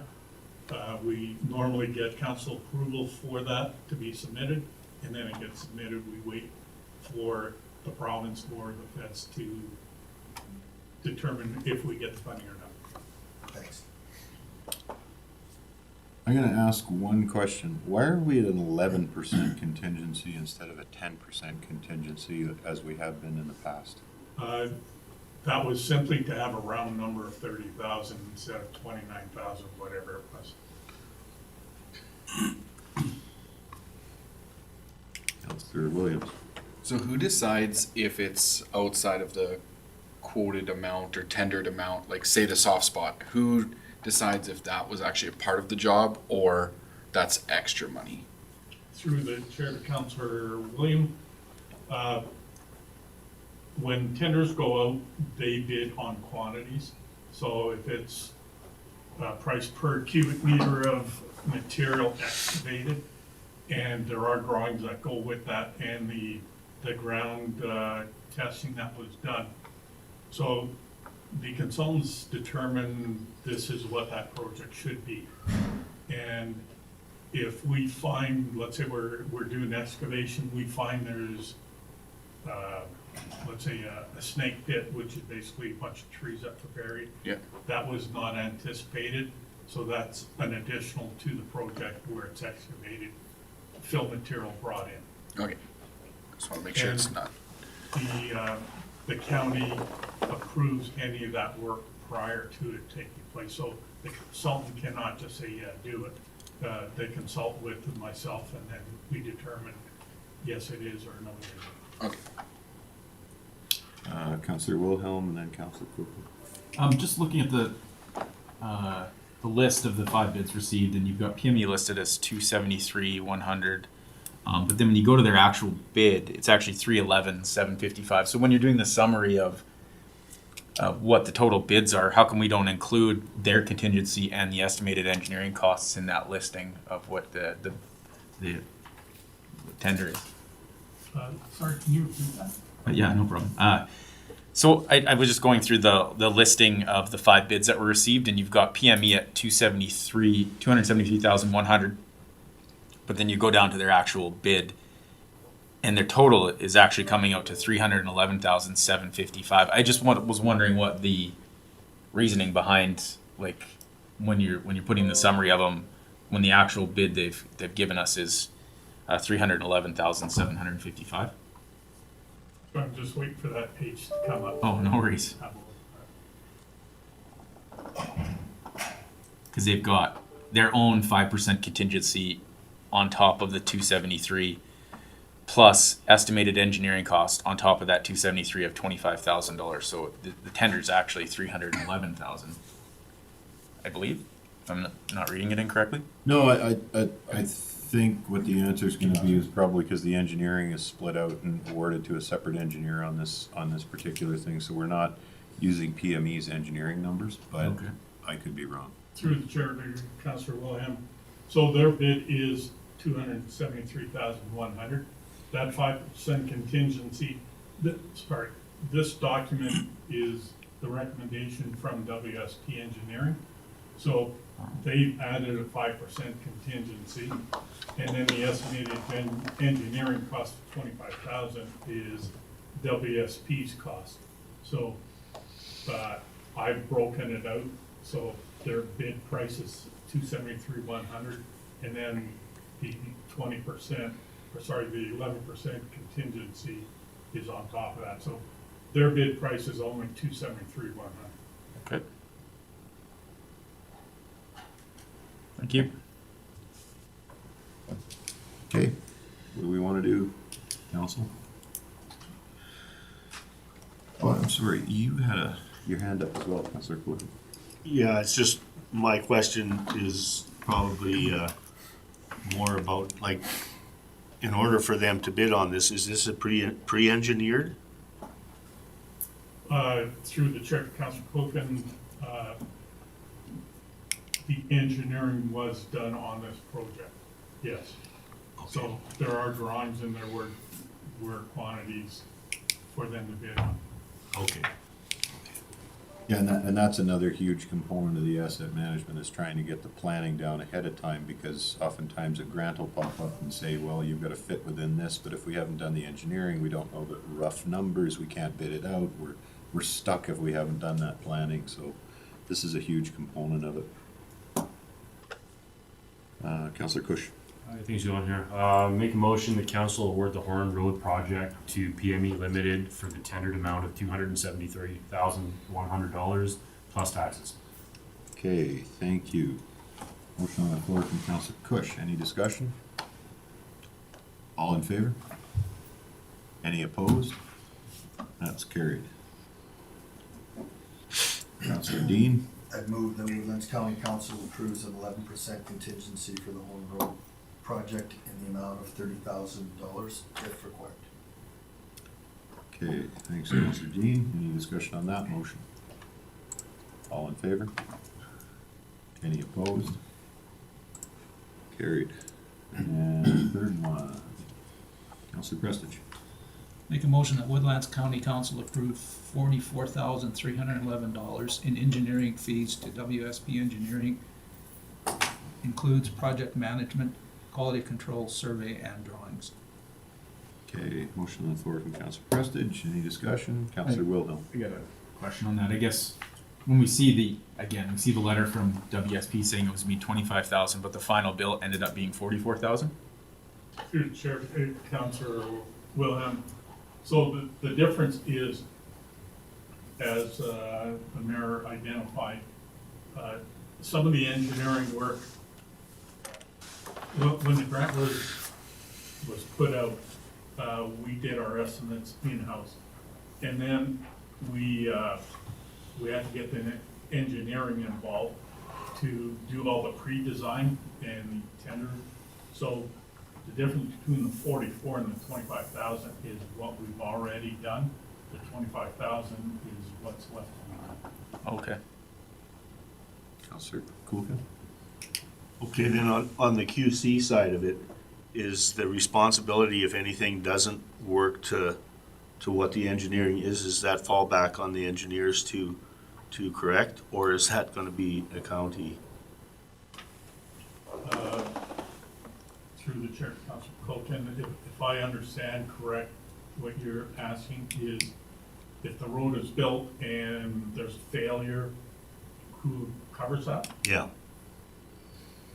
That is something that council directed administration to look into, and we are working on it. Basically, I'll go back a little bit. So when a project takes place, there is a 1-year warranty period. So if anything fails within that 1-year period, the contractor is responsible. After that 1 year, essentially the county is responsible. Okay. Okay, still have a motion on the floor. Any other discussion on that motion? I don't see any hands, so I'll call the question. All in favor? Any opposed? I don't see any. Carried. Strategic planning session for 2022. Mr. Frank? Your worship, members of council, in the attached RFD, does two things: provides you with a tentative date of January 5th to the 7th, and I can explain our rationale for that is because we are coming back off of holidays, we wouldn't be able to prepare an agenda ahead of time, and that's a regularly scheduled council meeting that would fit with council's work schedules for some of the councilors' work schedule, as well as we're asking council to budget $50,000, which this project in this case is only approximately $25,000, but we're also asking council to there was some discussion with Mr. Cuff to bring him back for a checkup and these consultants as well throughout the year. So, and it gives you some flexibility to do other strategic planning sessions in the 2022 year.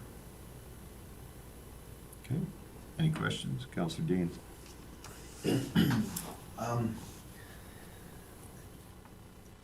So I look at that number of 50,000 and that immediately raises a question for me, you know, what's captured inside that cost?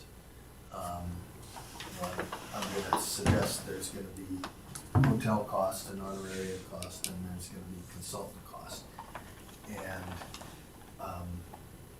without seeing the financial detail, I can't really comment on it. It sounds very expensive to me. I certainly endorse and understand the value of strategic planning and the value of council having the opportunity to learn strategies to work as a cohesive team, because that always comes out of these things as well. But I would like to see the costs. And with respect to Mr. Cuff, we're not even 2 months into our tenure. I'm not sure that a checkup at that time would be required. The comments from, just to clarify, the comments from Mr. Frank, if I captured this correctly, is we're heading into budget time. So when we deal with the budget, this particular strategic planning session is gonna cost roughly 25,000, is that correct? So that's gonna be our next block of the strategic planning. The idea is that you wanna be able to do possibly a little bit more, a few tweaks, a checkup on council later on in 2022. If you don't allocate some money in the budget, then you're running into a situation where you have an unbudgeted expenditure. So if you haven't, and this is where we as a council ran into trouble in the past, you have an unbudgeted expenditure, you're only collecting 17 million, but you're spending 17 million and 25,000, then there's another unbudgeted expenditure. So the idea in capturing this, particularly the way he's done it right now at the 50,000, that's not all spent on this particular one. And if council decides they don't want George Cuff, or things are going well, or we don't need another strategic, or maybe we've overlapped it and we have that captured in our P&P that's going on, policy and procedures portion, we're making progress with the strategic plan, we can cancel it and dump the money back in. If once it's not there, we're up against the wall. So I'm just going to recognize Councillor Williams, and then I just have a question. Historically, I'm obviously new here, but historically, have we put a set amount in the budget? Is this more than usual, less than usual? Have we ever done this before? I don't know. Is there? this is it's not a lot different than adding that 10% or 11% contingency in onto something. The idea is to make sure that we stay within our means, but again, and I think if you look at the budget report from last year, you'll see that a number of projects came in well under budget, and that actually got all dumped back in again. And I want to make sure that people understand, just because there's a budget there, the direction from council and the way that administration is operating is they are not to spend their complete budgets. That this isn't the idea that if I have a budget, I have to spend the entire thing or I won't get it again next year. The idea is to make sure that we have enough cash to operate. and that anything that's left over is pushed back into reserves. So, Councillor Dean? Yeah, did that answer your question? Yeah, like I see like a lot of value in strategic planning for sure. I'm just it's just a number with not a lot attached to it. So that was what I was just. Yes. And so, my question arising was, so there's two things. The first one is, if I'm understanding this right, there's already been a motion of the previous council to allocate 25,000 to strategic planning. This motion is to allocate an additional 25,000, is that correct? No. No, this motion is to allocate, within the 2022 budget, $50,000 for strategic planning. Now, the strategic planning that we're going to do, and unless I get this incorrect, this is going to carry the next 4 years of this council. So this strat plan, the overall strat plan, will carry us through the next 4 years. This isn't an item that's going to be on the agenda every single year, and the extra 25 is there in case we need to make some tweaks along the line, from what I understand. So, go ahead. Well, I had a second follow-up question to that. Okay, go ahead. So, okay, thanks for that clarification. The monies, you know, as Councillor Williams saying, that it's a number with nothing to respectfully justify it. So it's hard to make a decision when I don't see any numbers attached. I'd like to see that. I'd like to see monies, how they're allocated within this budget. And I'm not sure that we're sending the right message to the public by hosting this in a municipality and spending county money on hotels and potentially caterers that could theoretically be spent in our municipality. Yeah, and that's a discussion that we can have. Absolutely.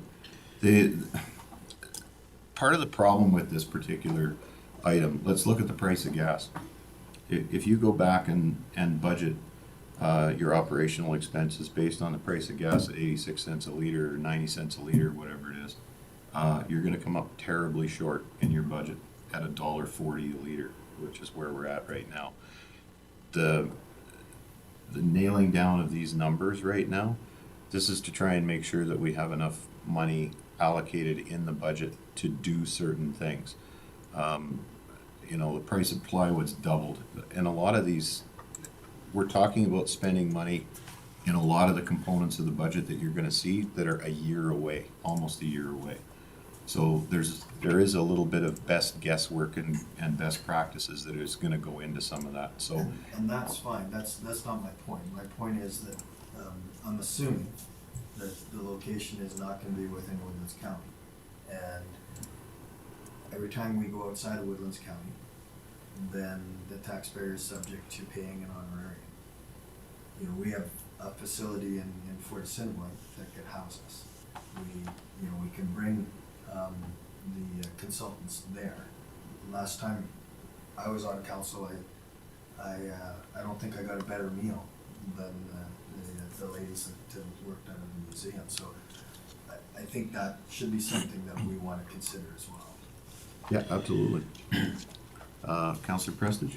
Just to And then clarify Councillor that, through the chair to Mr. Frank, where is this going to be held?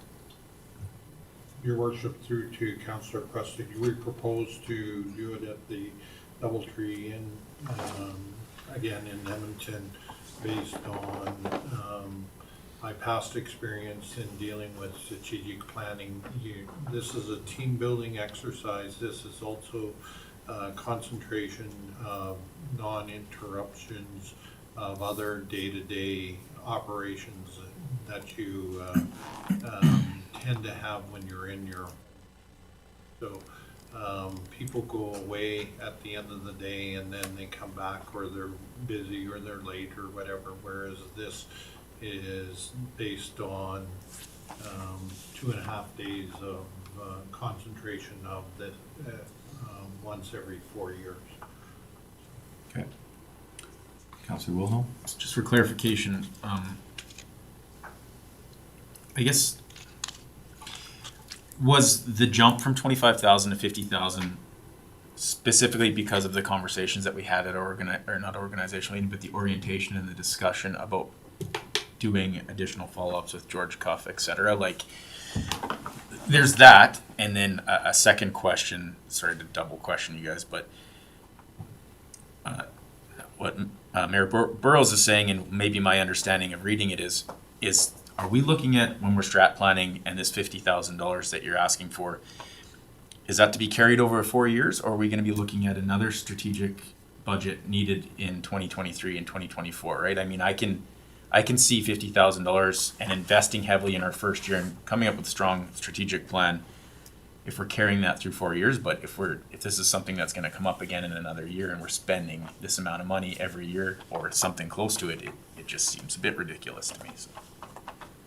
I think I answered that, but you go ahead and, Mr. Mayor, through to Councillor Willem, the answer is typically the first year you'll have additional expenses, i.e. because of council being new in the whole bit, and then we reduce the budget over the next 3 years to that. You still will put some additional or some money in for some type of strategic planning review in the next 3 years.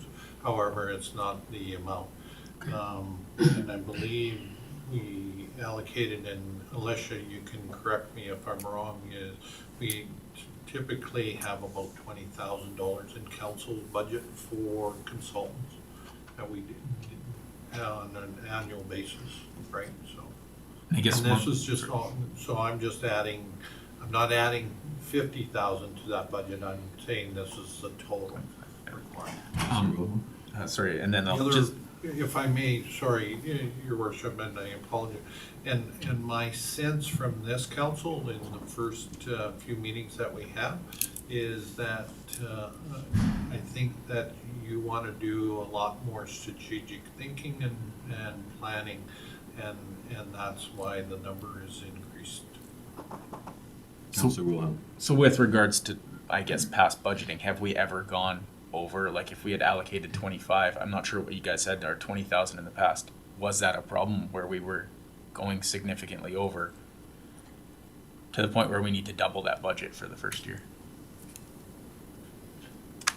Yeah, your worship, to Councillor Willem, I guess the question is $50,000 enough money to do the strategic planning? Yes. However, again, you can reduce that down to 25,000 and then come back to council to see if you want to do follow-ups in June or July or in the fall of next year. However, we anticipate that this council, again, wants to do some additional planning sessions, and we're just anticipating it. Just because we allocate that amount in the budget doesn't mean we spend it. Again, this is your guys' allocation to the budget that comes through this council versus administration, dealing with administration functions. Counselor Coogan, did you have a question? Yeah, so, through the chair to Mr. Frank, so my understanding of this is that this is something that if we see that we need to spend some more time on strategic planning, the money is there for it. That's basically what it's there for. So in a sense, what we're basically doing is we're not spending the money, we're just putting it there and saying, this is what we want to do, and if it costs us this much, it's there for us. So if that's my understanding, I really don't have a problem with it. Your worship, through to Councillor Conklin, correct. Counselor Dean? I feel that because planning has been scheduled for the 5th through the 7th, that the expectation is that a portion of this budget is gonna be spent. And coming back to what Councilor Williams said, is, I don't see a budget for those 2.5 days. And I understand, what our CAO was saying about, not being interrupted and being out of the municipality contributes to team building, et cetera. But I'd still like to see what this is costing. Councillor Kush? If we make the approval to administration, make the approval for the $50,000 just to be allocated for the budget, so we have something to plan off of. My understanding is we could get a breakdown for what they're looking at for the 5th to the 7th, cost-wise, brought back to us, at a later date before the January. Yep, your worship members through to Councillor Kush, there we go. We can provide the details.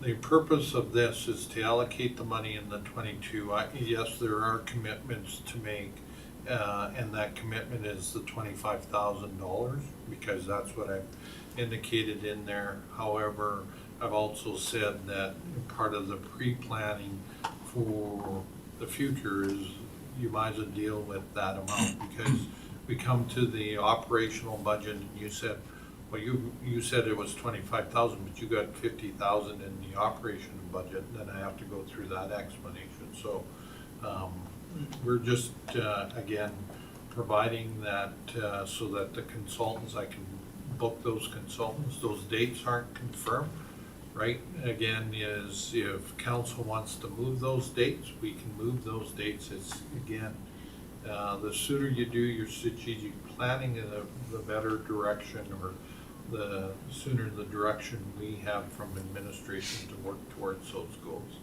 So that's why we're saying early January, but again, we're flexible. Councillor Dean? So just, use the term flexible. If this recommendation is accepted by council, and then we're given a budget so that we can see the numbers at our next council meeting, there can be discussion and we can change the nature of the meeting if council feels that the cost is more than we'd like to spend. Yeah, we could do that. The only caution that I'd have on, and I'm with you in the fact that I thought that holding things locally would be much more efficient. The problem is that you hold things locally, and we lost 3 of our councillors during the strategic plan. They left. They had other engagements. They were in the area. They did this. They did that. What was the point of doing the strategic planning when you're losing a 30-year council? So this is part of the temptation, I guess, of having these things in the area where they're local. I'm not saying that's going to happen with this council, but boy, it was very frustrating. So I'd like to make sure that as a council, we're all there, present, and going with the same idea, and that we have an opportunity to have some really good discussions around those things. So, Councillor Wilhelm? I guess for me, with regards to how the recommendation of the motion is, it does pretty much specifically state we're allocating $50,000 to the 2022 operational budget for the strategic planning session scheduled for January 5th to 7th, 2022. That's the actual recommended motion. So we're not allocating $50,000 to the operational budget for strategic planning for the year 2022. We're allocating $50,000 for those specific dates, right? So it looks like we would be motioning to budget ourselves $50,000 for January 5th to 7th. I understand that maybe that's not the actual reasoning, but I think the wording on that motion would be pretty poor if we went in that manner. Well, we can change the wording of the motion. I mean, so that you've got 20... I know it sounds nitpicking, but Well, It could be to include.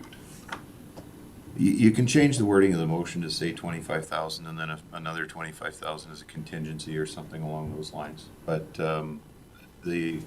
the important part is to have this money set aside within the budget, so. Can I make a motion then? And, yeah, absolutely, go ahead. Okay.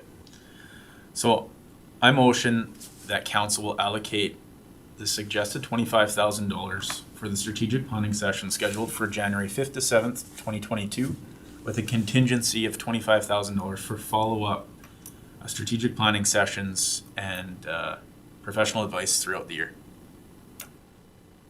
In 2022. In 2022. Yes.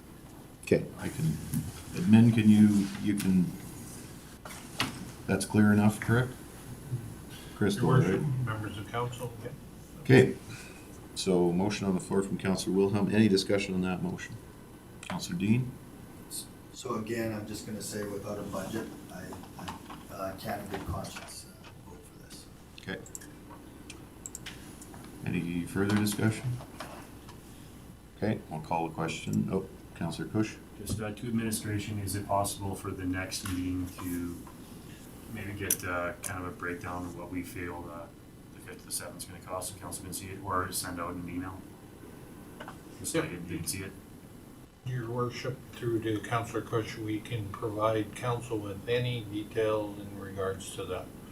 Right, well, yes. Yes. Okay. Anything further? Okay, I'll call the question. All in favor? Any opposed? Okay, one opposed. The motion's carried. Oh, good, the easy one is next. Is everybody ready for this one? I guess we don't need a break at this point, so we'll go on to item 8.9, which is the COVID-19 vaccination policy.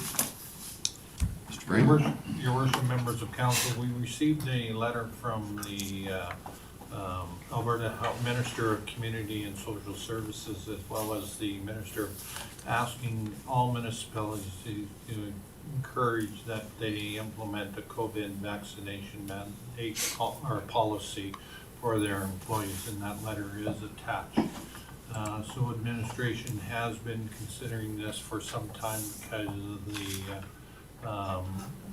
basically as emergency management, we are required to be in the event available, and we use our people as the frontline resource to ensure that in the event that something does occur, that they be available to that.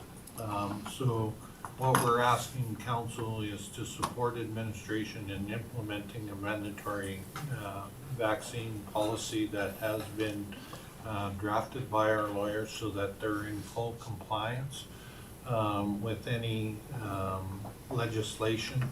And we also give the employees the options to take leave of absence if they choose not to do that. A COVID rapid test every 72 hours at their expense, or to be in compliance with this policy for mandatory vaccination. Okay, thanks very much.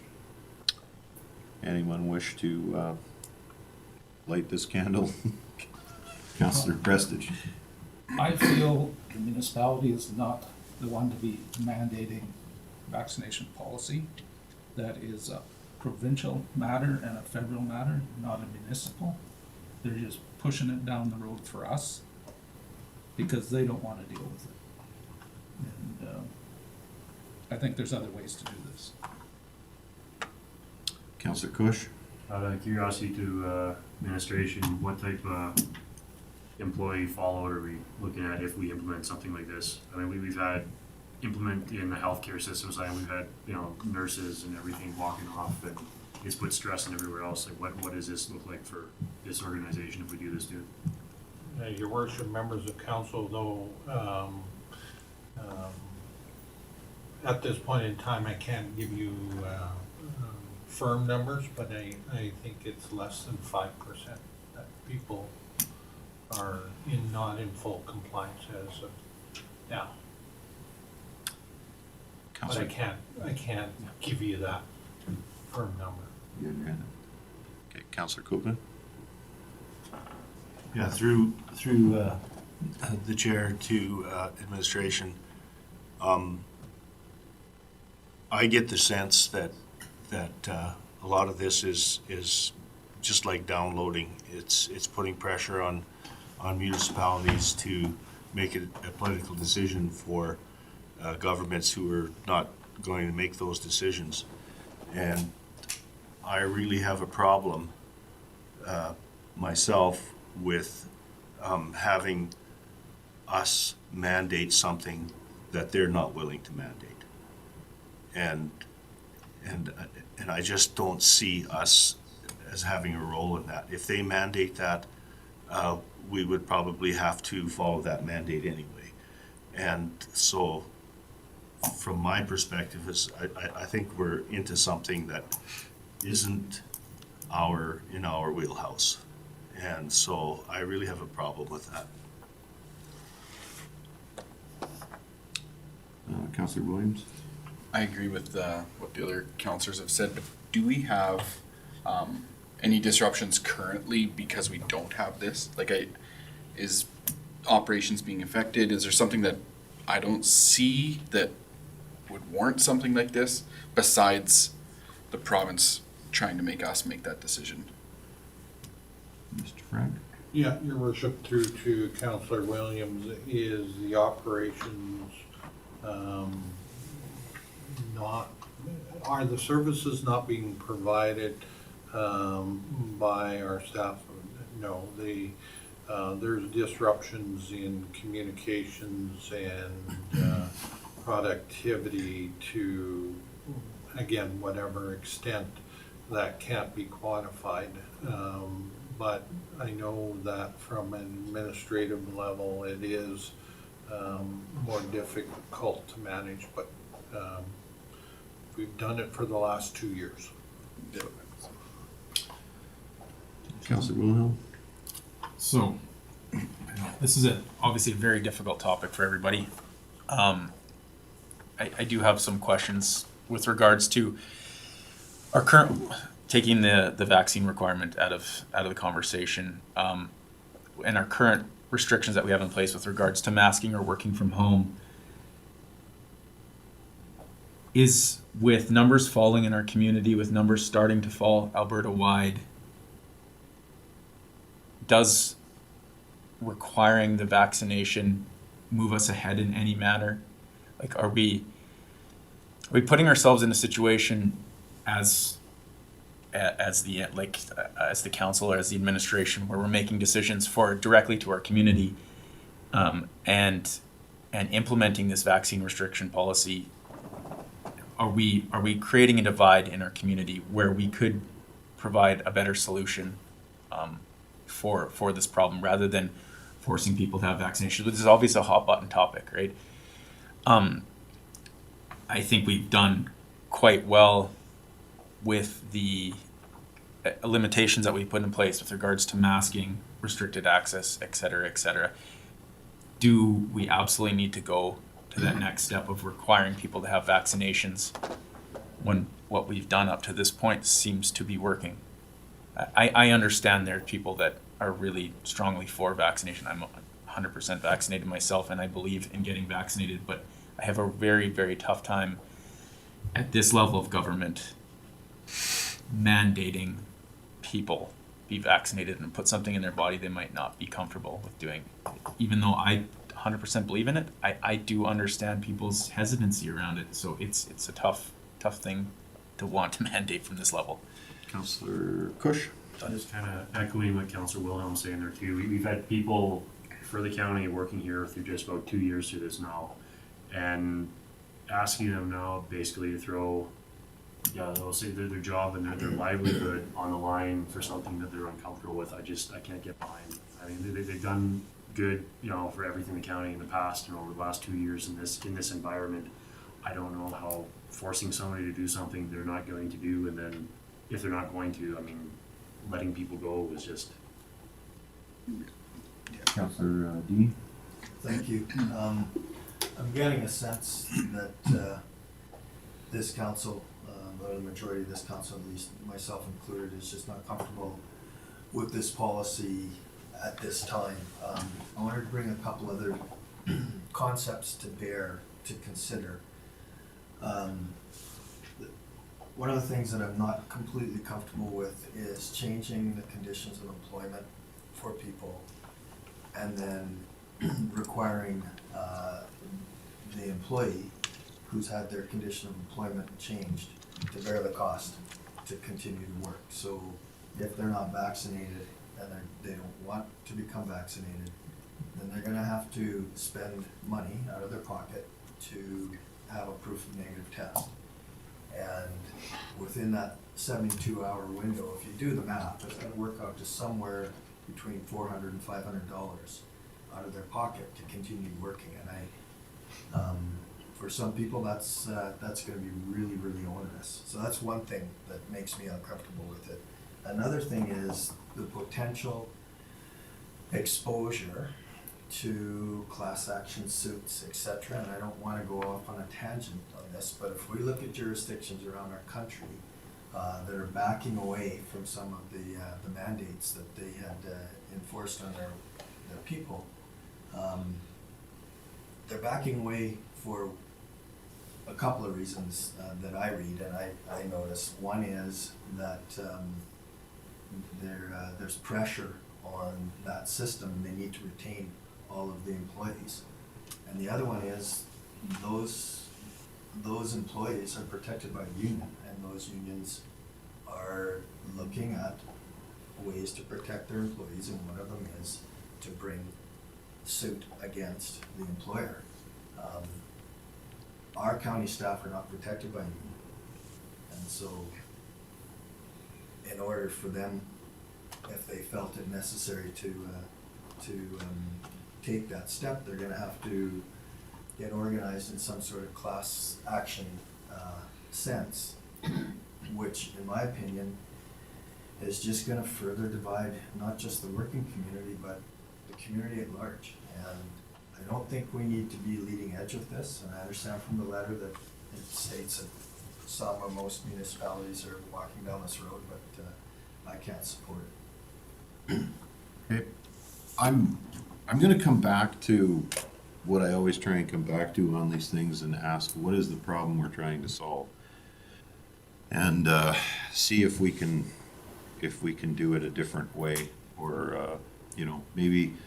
And this is the unfortunate part about something like this, is that we're all focusing around the mandatory vax component to this, or the vaccination component and how people feel about it. Is there a less invasive way that we can get what we want to accomplish? So Mr. Frank, you're trying to get more productivity by getting everybody back into the workplace so that we're all working under one roof and you've got a protected work group, correct? A safe working environment?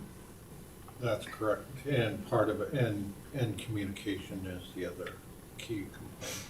Okay, so and this is one of the words that I've come to really dislike over the past little while, since well before getting involved at council, is the word safe. When somebody says that's not safe, I always replace it with an acceptable level of risk, because there is no thing that is 100% safe. You could slip in the shower trying to get ready for work, and that's not safe. So this is really about risk mitigation, and I'm wondering, at our health and safety level, have we done any involvement with our health and safety people, and do we have a hazard ID, and do we have a hazard assessment on this? On your worship, in regards to the mandatory vaccine?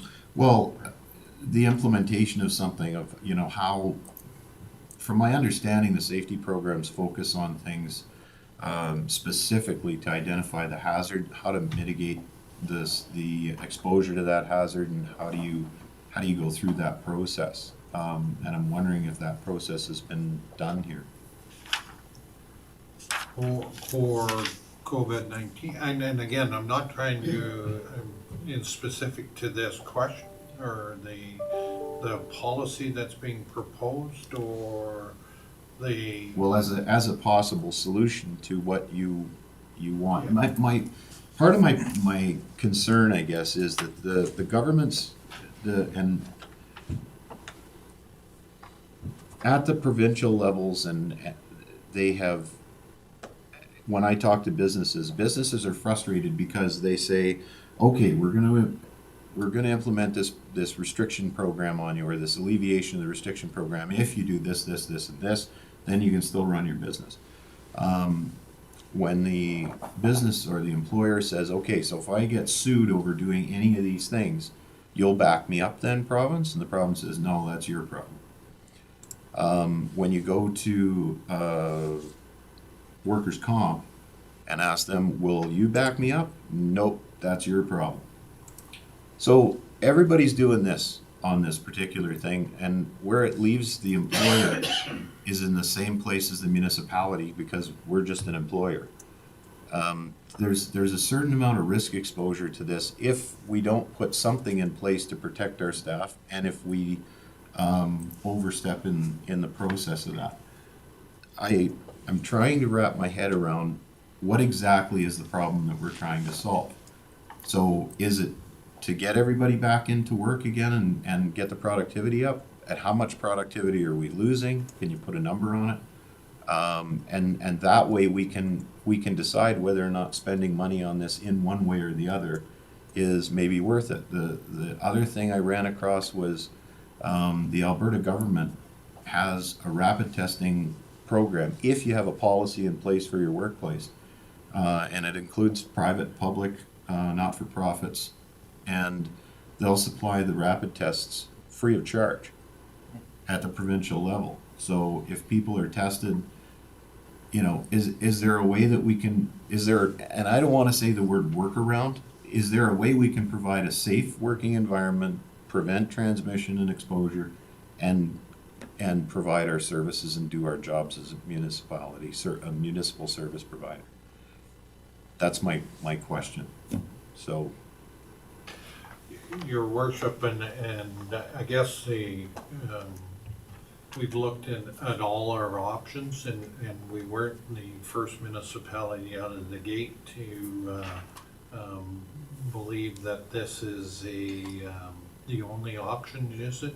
And if you look at the recommendation, it is to support administration in introducing a mandatory vaccination.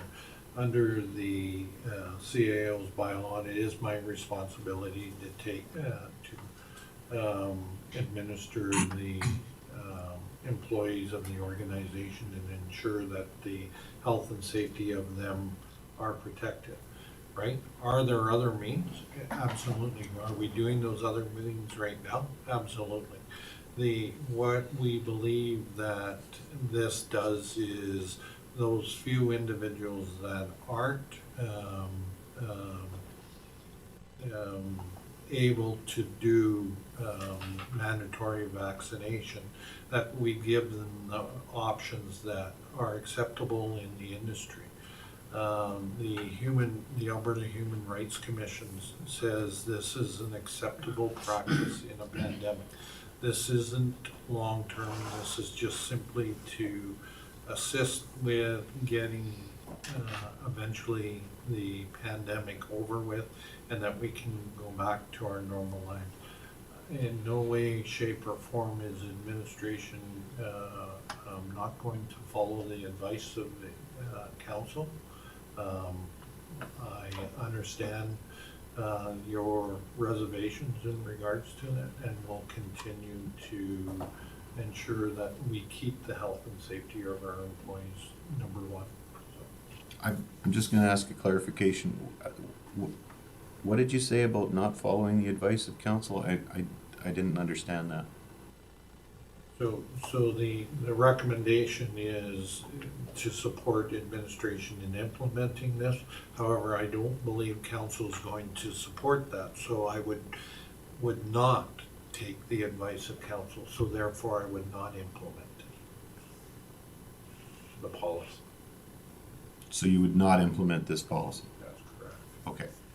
Councillor Wilhelm. I just have a couple notes, like, and it carries over with the policy itself. I didn't see anything in here for wording with regards to when a policy like this would end. So say for the employees that need to do PCR testing or whatever it's called, to continue to work safely around everyone else. There's no end date. Obviously, we don't have an end date for a pandemic, but there's no wording in there for when that point ends. I don't think, unless I missed it. I think it just says temporary, but temporary doesn't really define that clearly. So that's something that probably what people would be happy to know about. And two, it kind of piggybacks off of Councillor Dean's position about we've changed some of these workers, essentially their working contract or working status without them being part of that conversation. And then we are implementing a cost onto their lives just so that they can keep their job. Now, I wonder if there's a way through this policy where Woodlands County can look as a leader in this position where we're implementing something similar to what we have, but for the people that aren't able to be vaccinated, we could not download that cost onto those employees, as opposed to forcing them to pay us to keep, or forcing them to pay to keep their job, if that makes sense.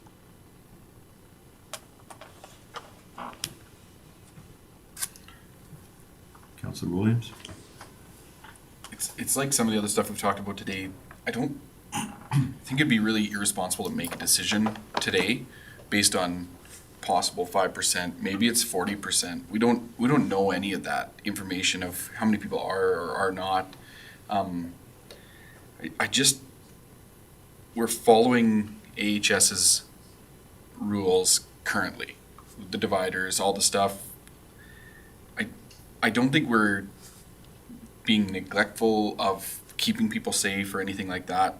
If it needed to be mandated, I believe the province would have done that or should do that rather than put it on us like everyone has said. Councillor Wilhelm? Oh, no, sorry, I'm just rubbing my head. Oh, I saw this. Councillor Klugen. Yeah, and you talked about acceptable level of risk, and I think that at this point that we've implemented those things that are within our capacity to do. Those are the things that administration has done. I think the question here is why are we being asked to take a leadership role in this mandate? I don't have all the information. I don't believe any of the people here have all the information. I mean, my wife is a nurse. She works in that field. Her and I have had this discussion as well about mandates and stuff like that. And yes, for them, a mandate would make their life a lot simpler because then we know what direction we've got to go.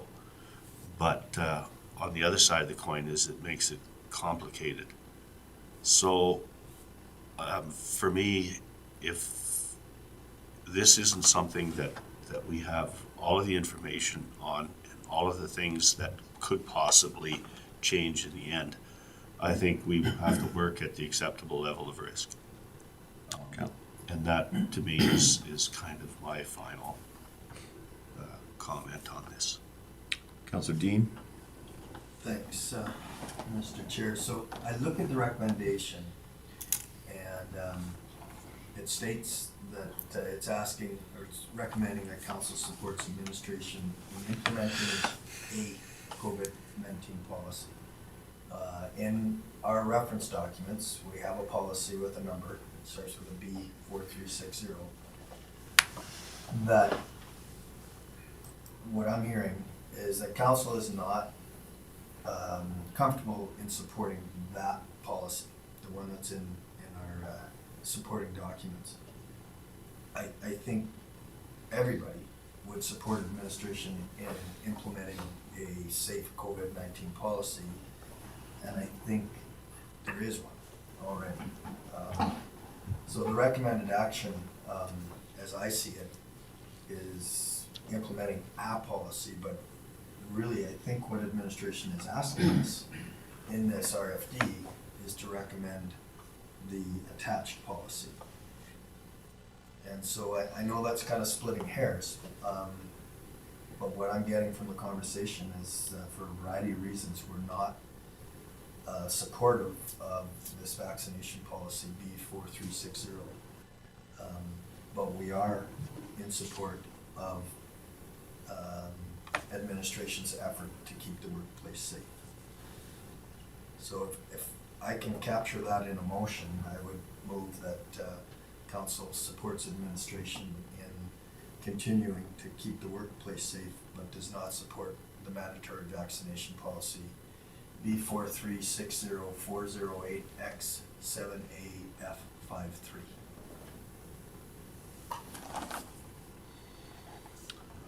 Okay. Where are you getting that number for On the the? attachments. On the attachments. On the attachments list. I think that's just an arbitrary number that is associated. I think the policy might be 715760409. So I'd accept a friendly amendment then. Okay, That's the, I'm just making sure here. Okay, so I'll accept that motion. I'd like to discuss on it really quickly. Yeah, I know yeah, I've talked one a lot second. already. It's okay. So I'm just accepting the motion, it's on the floor, so, and before I call the question, we've got a little more discussion on it, obviously, so go ahead, Councillor Wilmot. And just to follow up the motion, I guess I would urge administration to maybe take our comments that we had today with regards to how your current vaccination policy is potentially to be implemented, and maybe try to find a way to make it not a cost to keep our employees working. I think that might be something that would be a little bit more supported by the council. I don't know what anyone else thinks, but Okay, anyone else speaking to the motion? Yeah, I think I will. I'm just looking at this proposed vaccination policy, and I see no policy number. And maybe it's somewhere in there, but both in the attachments, we have the second hyperlink states 71576-0409 mandatory vaccination policy, and then that other one in brackets. I see it, yep. Neither one of those numbers I can find anywhere in that vaccination policy, proposed vaccination policy. So I want to be clear that what I'm moving is that council does not support the vaccination policy as represented in our supporting documents. Your worship, members of council, and I want to make it very clear, this is an administrative policy, this isn't a council policy. Administration was asking for council's input into this topic, and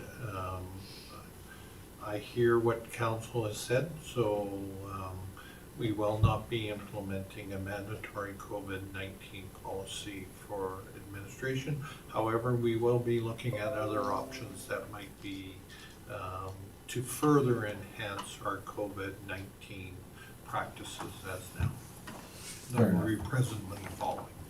Okay, and I think is, you know, the mandatory COVID-19 vaccination policy as presented or whatever in the package that we have is, since there's not an ID number on it, so.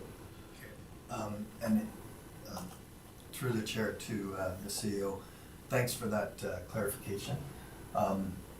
What I do also,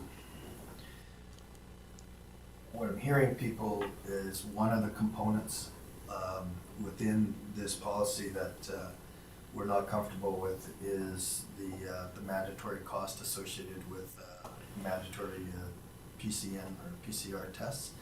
You had mentioned that there's a possibility that the province can supply that, but what I'm asking administration is that when you're working through the process to come up with a policy that makes the workplace safe, that you understand that council is not in support of a mandatory cost to employees as well. Yeah, So that could be a separate motion. that's a separate motion, yeah. Your Go, go away. Sorry, and I'm not trying to get into a debate, because that's one of the things that I try not to debate with council, is I want to make it very clear to you that there will be no costs associated with any employee to, in regards to the COVID-19 policy. We will continue to adhere to the provincial guidelines and regulations around COVID-19, and yeah. Okay. All right, so we still have the motion on the floor on this one. And can I get clarification on what the final motion is? Because I've lost it now. Did you get it written down well, Shannon? I believe so, but if Go ahead and restate it so we have it. Okay, that council supports administration in keeping the workplace safe. However, it does not support a mandatory COVID-19 vaccine policy as presented. Perfect. Okay, good. So that is your motion, Councillor Dean? It is. All right. I think we spoke quite a bit on it, so anything else? No. All in favor? Any opposed? So that's carried. That'll bring us to poor Alicia. She's been sitting there so patiently. We've got a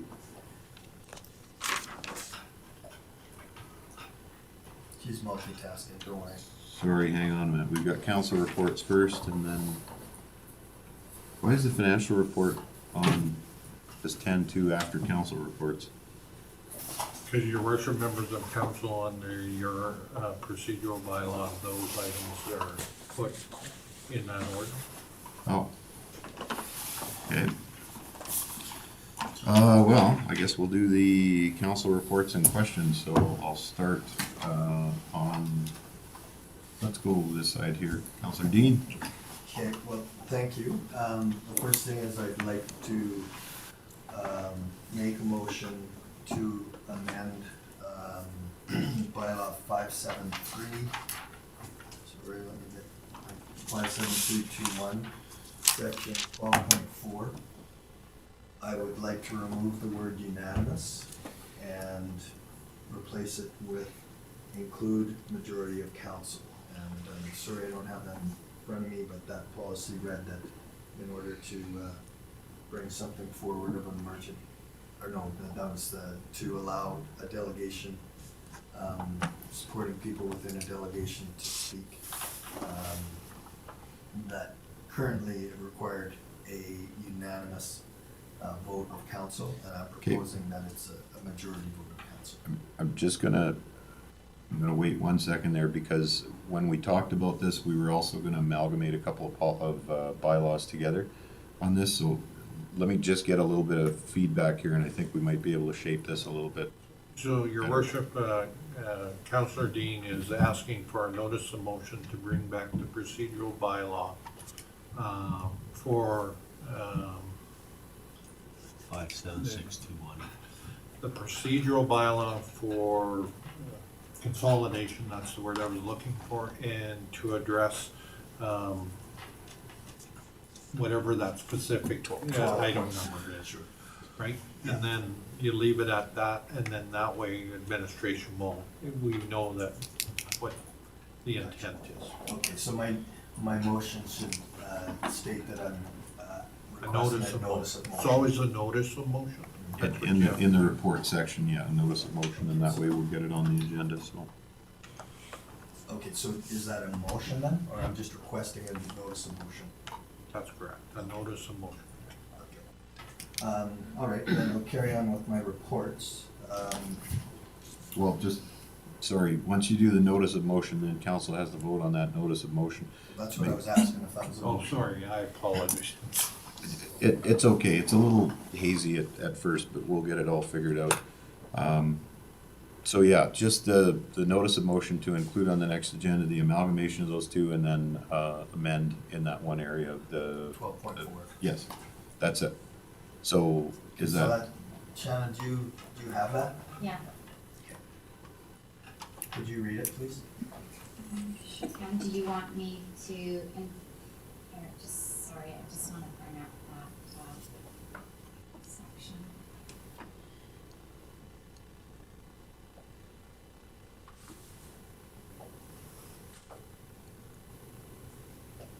Yeah, it's section 12.4 of 573. Okay, yeah, I've got it now. So what I have is that Councillor Dean is requesting a notice of motion for the amalgamation of the procedure bylaws and also to incorporate the amendment 12.4, wherein it says, I'm just gonna read this. Delegations only upon unanimous consent of council be changed to upon majority of consent. Thank you. Okay, so there's your notice of motion, so that's to put on the agenda for the next, would be the next meeting, you got that ready for it? You got administrative time for that? Okay, for the next meeting, so any discussion on that motion? All in favor? Any opposed? Okay, so we'll see it on the next agenda. So hopefully, everybody, I know it's a little cumbersome, but it, like I said, it allows, council a mechanism to drive the agenda that's upcoming, so. Oh, we lost our screen there. Are we still good? Yeah. Okay. Go ahead, Councillor Dean, with the rest of your So reports. I have 6 items, but I'll make them quick. Just committee meetings that I've attended since our special meeting on the 2nd. So I attended Ag Service Committee meeting, Whitecourt Community Services Committee meeting, the Arts Council Ad Hoc Steering Committee, as well as the meet and greet last night. And nothing really of note from any of those committee meetings, other than I should say the Arts Steering Ad Hoc Committee, the committee chair, in conjunction with the input from the committee, is endeavoring to put forth a public education campaign, because then there may even be a vote, a public vote.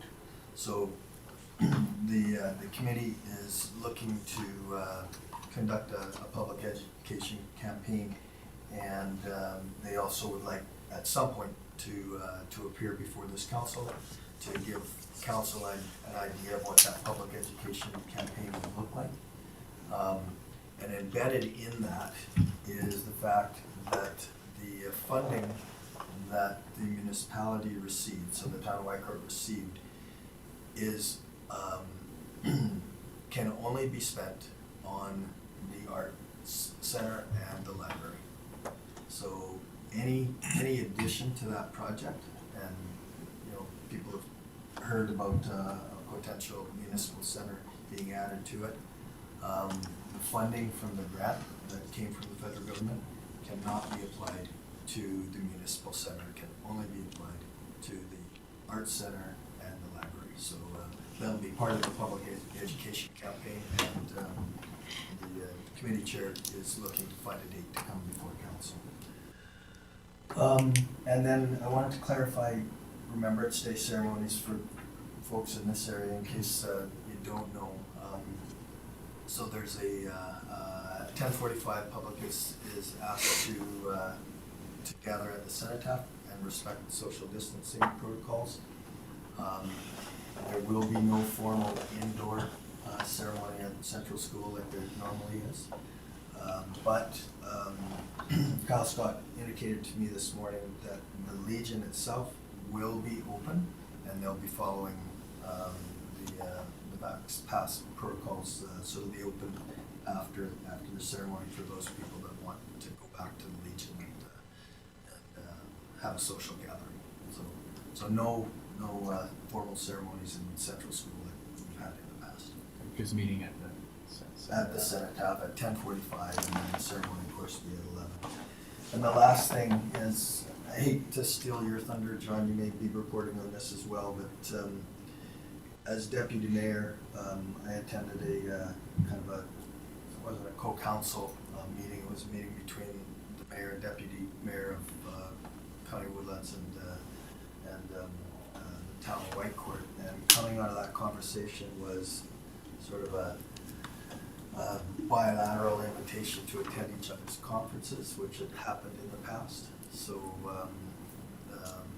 John and I believe John is attending as well, the AUMA conference, which will be not next week, the week after. No, it's next week. Next week. So, yeah, I just wanted to report on that. And that's it. Okay. Any questions for Councillor Dean?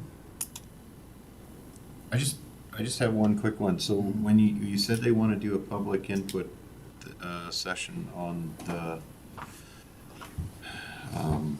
so that you mentioned a municipal center. So this is the Arts and Culture Center that they're talking about that's in concert with a library, right? That's Yes. all one building? Yeah.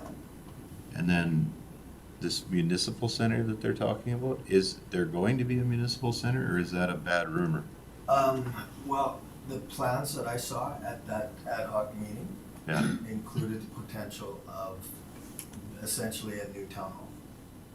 And- Okay. And so it would be a center that housed town of Whitecourt administrative offices, as well as an arts center, as well as a library. But the funding that they received, and I don't know that number, I think it was on the order of $15 million. That money can only be spent on the library and the art, like the theater and the breakout rooms and that sort of thing. did they give you, out of curiosity, did they give you, because the last time I saw any presentation from them, I think they had 4 options, and there were varying degrees of that option. I'm just curious, did they give you a final build and a price on it? Yeah, and I have to apologize to council. That meeting was after, I think, our organizational meeting, and I was in transit, and Yeah. so I was on my phone when I got home, and I missed half of it. Yeah. I think they settled on one of those options you referred to. I wasn't part of those meetings, right, so I don't really know.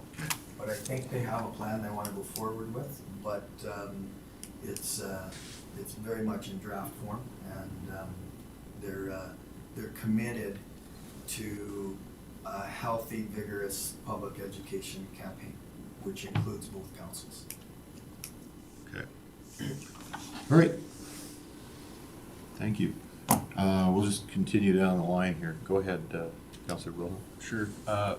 The only committee meeting I went to was the community services one since our last meeting, and I thought it was a fantastic meeting. It went a little bit long, but I understand there's a lot to go over in the first meeting, and I honestly don't have much to report on that one. Thanks, Chairman. I attended that one too, I forgot. Oh yeah. Councillor Pukin? Yeah, I attended, I actually had 2 meetings with the Barhead District and Social Housing. The first one, we didn't have a quorum, but because there was only a few of us, we got a real good tour of the new construction and what's going on there, and had an opportunity to sit down with the, I believe, interim CAO and the deputy CAO, and go through some of the things that they've been working on and trying to do. It was a very interesting meeting that we had. I can see there's going to be a lot of work there that's going to be done because of the planning and the future things that are kind of going to come up. So once I immerse myself in that information a little bit more, I'll have a little more to report as to how the requisitions that come from this county are being spent. I met with Dawn before the Ag Service Board meeting, so she could kind of enlighten me on some of the things that have changed since the 25 or 30 years ago that I sat on that board. And I was actually quite impressed with the types of things that were in discussion and the types of things that they were going forward with, and those are linking economic development and possibly MPC to the whole process of decision-making, which would probably be eventually part of our strategic planning. And I think that the initial steps are there, and I think now the new group will definitely, because it's diverse, because Al sits on there and Dave sits on there and Devin as well, is it's going to change the Ag Service Board quite a bit, which I really appreciate, because I think it needs to happen. And then I guess the other meeting that I was participating in was the one last night with the White Court new folks and folks that have been in that decision-making team for a while, and got to meet the personalities that are there, and it actually was a positive, very positive environment, and we got to discuss things that are going to probably be part of what we are going to be working on in the next year or two. So other than that, no, that's probably all I have. Okay, thanks, Councillor Cooper. Any questions for Councillor? No. Okay. Councillor Williams? Yeah, I had a few meetings. The Ag Service Board was one of them. I think Peter covered most of it off there, kind of stole that. But yeah, a lot of good coming out of there. One of the members at large has had lots of community interaction, which I thought was really good. And he brought forward to the meeting just some concerns that people had. So that system's obviously working really well with the members at large. I thought that was really important. VSI, I was part of that annual general meeting there. Seems like it's working really well here. We're actually one of the better ones in the province for how close we are in budget and how things are working. I think, as well as BARC, I was at that meeting as well. And that notification system, there was some questions on when health guidelines changed, they were using a notification system that was similar. So there were some questions on if that's a good use of that, or if that should be a separate kind of entity, but they are two different ones. So there's quite a lot of talk about that, and it seems like it's pretty successful out that way. A lot of good positive feedback. So that's all I had to talk about. Okay. Any questions to Councillor Williams? Okay. Councillor Prestidge? The only meeting I attended was municipal planning. We only had one item on it, and that went well. In the Blue Ridge area, the big thing that's happening there is the Kiara pipeline is coming through. There's lots of work going on. They're building a compressor station right on 658. And there's a lot of activity. The local businesses are seeing increase in the amount of people coming in, so it's good for them. And other than that, it's about it. Okay. Any questions to Councillor Prestidge? Okay, Councillor Cush? I had the MPC meeting. It was first meeting I've been to for that, so it was nice. It was kind of quick getting through it and see how it ran. I had a meeting with the YRL Yellowhead Regional Library Trustee Board. It was a focus group. They're kind of looking at how to better plan, future endeavors and stuff for the library services through the whole region. So it was nice to actually sit on and kind of give a little bit of input towards that. But that was all we had in Summer Hall through Remembrance Day. Anybody in the area out there, we always get together, we have lots of gift bags and stuff for all the kids in the area. So it's great for everybody that don't have to go as far from door to door for the kids to go and do something. So that's what we got. Okay. Any questions to Councillor Cush? All right. I'll follow up mine here then. So, yeah, community services meeting, the MPC meeting. I think the highlight here is probably the meet and greet for the town that Woodlands County hosted. And, yeah, we certainly got an opportunity. There was no agenda, there was no items on an agenda, anything like that. We just was simply a meet and greet where we got to have a conversation as individuals and elected officials, and it's an important first step between the two communities. So I'm grateful that everybody was able to be there, and we had some good conversations. So we look forward to next steps. I'll give you an update on the RMA Zone 3 Director spot.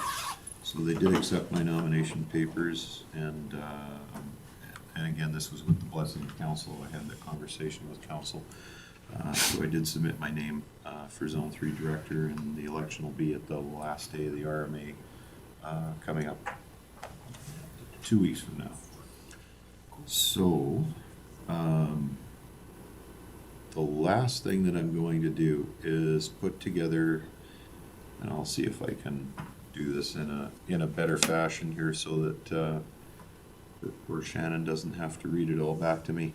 But I'd like to put together a notice of motion, or make a notice of motion that administration, council directs administration to schedule and create a policy and procedures meeting that council will go to probably once a month. We'll see how the recommendation gets shaped by council and administration together. But the importance of policy is that it is the tool and the way that administration is guided by council. So I think it's very important that we review policy and make sure that we get it correct. So that's why I'm making the motion that we end up forming an official policy and procedures meeting, and through that we'll be able to engage better in public consult and things like that. We'll be able to identify some of these problems. So I'm going to restate this motion because I can see her already. I threw a bunch of narrative in there. So the motion is to direct administration. I'd like council's. Worship, Aye. I believe your notice of motion is to have administration draft a procedural or policies and priority bylaw for council consideration. Yes, exactly. Yeah. Okay, so any questions from council on that motion, or is that something you'd like to support and see back on the next agenda? Yes. Definitely. Okay. All in favor? Any opposed? That notice of motion's carried. The last piece I'll need for this is are there any questions for me out of my reports? I have a quick question. Go Do you ahead. know how many people you're going up against for the RMA One. position? Yeah. It's actually interesting because they had 4 positions up for election, and 3 of them are acclaimed. Oh. It's the one spot that I'm in is A not. little more stress. Another battle. Yeah, I yeah, know the guy. yeah. So, any other questions? Councillor Cush? You mentioned earlier at the start that you were talking about when you're campaigning, we'll possibly do like a quarterly, I guess, townhouse or town hall with residents. Yep. And you said you would kind of continue that conversation when you got here. Yeah, and I think that's something that would be, and this is why I want the policy and procedures piece component to this, because that would be something that we can talk about in those meetings, and then we can flesh out something along those lines if council wants to go that way. So that's the direction that I'm hoping, but yeah. Makes sense? Absolutely. Okay, any other questions for me? Okay, with that, I'll ask for a motion to move council reports for information. Councillor Cush? Make a motion, move council reports for information. Okay, thanks, Councillor Cush. Any discussion on that? All in favor? Any opposed? That's carried. Okay, now we get to our financial report. And that is going to be Alicia. Are you still with us, Alicia? I There you am. are. Thank you, Mayor Burrows. I'm just opening this up. So, good morning, Council. Before you is the financial report for the period ending October 31st, 2021. I went through and I put a few notes on the attachment to the page, as I wanted to draw your attention to some items that I initially thought may look slightly odd. So on the first page of the attachment, just very, very close to the top, you'll see a .1, 170,732. And this line is showing over budget by $20,000. And I just wanted to explain to council that this is the cost of our tax incentive payment programs. So we were encouraging residents to pay their taxes by June 30th, even though there was no penalties going to be levied until September 1st. And we had only budgeted that cost to be $150,000, but it came in with the total of $170,700. But that $20,000 over generated more than $500,000 in additional tax payments that we received, so we were able to offset the overage there with interest that we earned on the invested funds.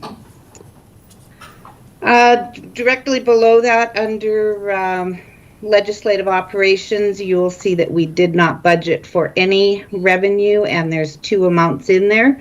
Those amounts reflected in there is the money we received from the province to run or assist them with doing the referendum and Senate votes in conjunction with our municipal election. A little further down the page, please stop me if no one's following or if I've lost you. We see point number 3, and it's showing we're budgeting to receive $2.8 million in revenue, and we've only received $72,000 to date. That is grant funding, and we have a number of projects that are in various stages of approval, and until such time as all the approvals are finished, we do not get the funds, but we do anticipate receiving all of them by the end of December. Over on to the right of the page, point 4, is showing a variance of $6 million. I just wanted to draw to everyone's attention that that is the line that we have our allowance for doubtful accounts, which is set up as $3 million. And we also have some budgeted reserve transfer amounts that hadn't been made at the time this report was generated. So the large variance there is an amount consistent with what you'll see in other reports moving forward, because we have worked very diligently to capture some of the anomalies on the statements in specific lines. Down at the bottom of the first page, point number 5, you see the $2.8 million budgeted and only $845,000 dispersed. That is directly tied to our cost share agreements and our intermunicipal framework agreements that are still ongoing. So that line may continue to look odd until the end of the year, but we will be, until all of the arbitration proceedings are complete, we'll be moving these amounts to an accrued payable at year end, so that we don't lose the fact that there is a requirement to pay some of those funds. Alicia, I just have a quick question. So just for clarification, so that means we're budgeting for whatever the eventual arbitration costs will be towards us? Right. So right now we're only showing $800,000 because we did an advance of $500,000 for the 2021 year to the town, and then we're also capturing all of the legal and some of the other arbitration costs in that same area. So again, that we have some clarity and comfort in the fact that the numbers are being captured and easily read by council. Okay. Thank you. And I believe the last point was on page 2, is point number 6. About halfway down the page under 24 disaster services, we see under general operations a budgeted amount of $11,000, and then we see actual expenditures of $147,000. Again, in 2020, we began capturing our COVID costs under this line. simply because it was a temporary item, we wanted to be able to capture them in an area that had very little use and they'd be easily identified. And the reason for the 147 this year is the cost of the audiovisual equipment that has been installed in the offices in both Fort Assiniboine and White Court were billed to us in 2021 and installed in 2021. And there is grant funding from the municipal operating grant that the province provided to municipalities to help support them through some of the COVID increased costs. So there is grant revenue to offset the majority of that expense, which we will be reflecting in the financials at year end. With that, were there any questions from council on anything in the report? Yep, there's one here from Councillor Dean. Go ahead, Councillor Dean. Hi, Alicia. So Hi there. when I look at the last page, and there's quite a variance there on total expenses, and just quick calculations. So quick calculations that I make is there's about a $19 million variance, but you had explained, I believe, about 8 between the transfer to the municipal partner, and there was $6 million on page 1 as well. So that's about $8 million as I see it, and then the remainder, is that captured in the requisitions, the allowance for doubtful account, budgeted transfer to reserves, and operating requirement estimate?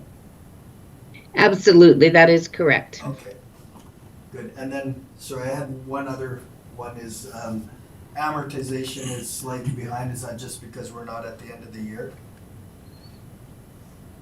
Through the chair to Councillor Dean, yes, that is correct. The way the amortization program currently works is we generate the transaction monthly, and so rather than book it at the end of the year, it just tends to throw all our numbers out. So there will be further entries going into that account, and that number will change as we move towards the year end.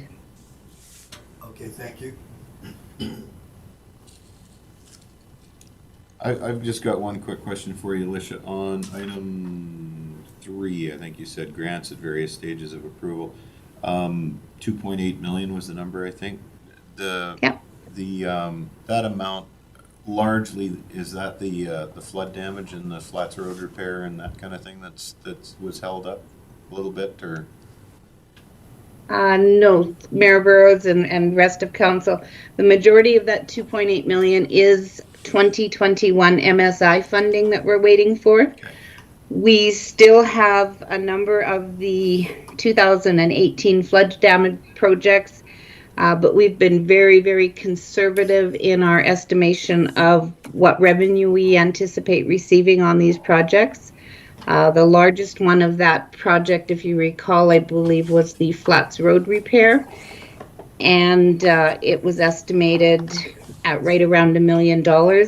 And we are still finalizing all of those numbers with the province. So no, I have not included, I think there's about 200,000 of the flood damage in that 2.8 million, because we felt very confident we would receive that from the disaster relief fund.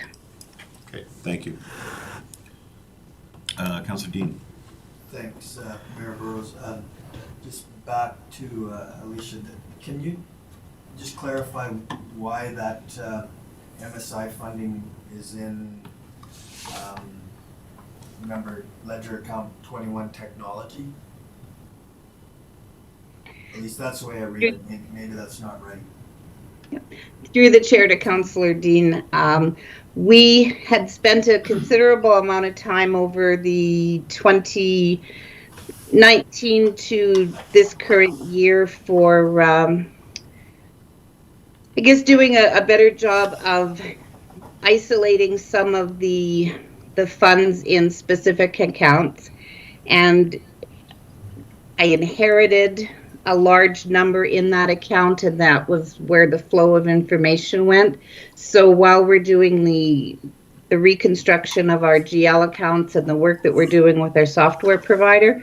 We have just kept that in that account so that we can look at budgetary history and we don't have monies moving about throughout the statements that makes it difficult for council to follow.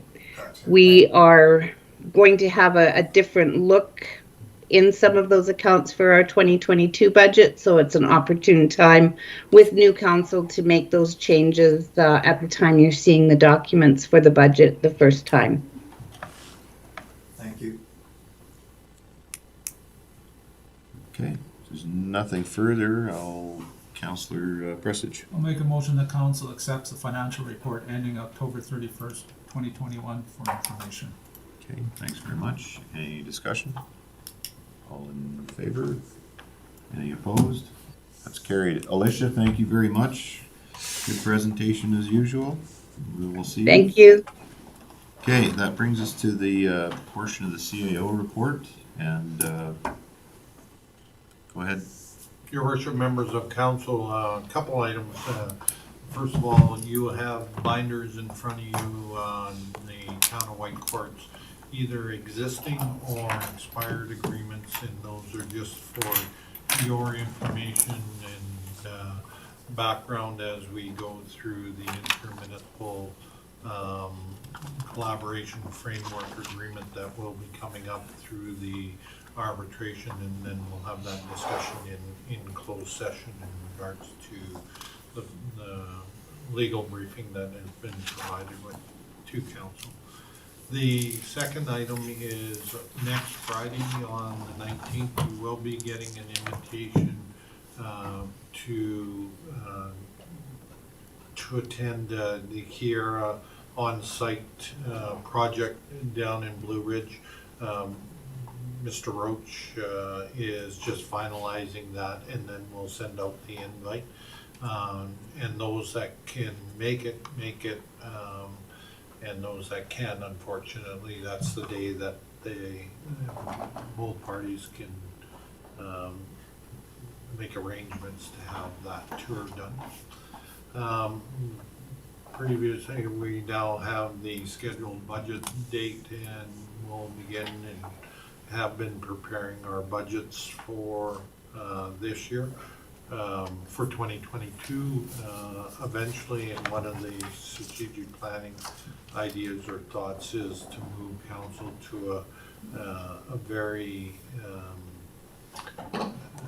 robust 3-year operational budget that will take some additional planning and discussions with council over the time, but we are getting to the point where I think that the information can be set with either asset management, capital plans being developed, et cetera, et cetera. So dealing with a couple development questions or concerns that are in the normal process, and that's pretty well it.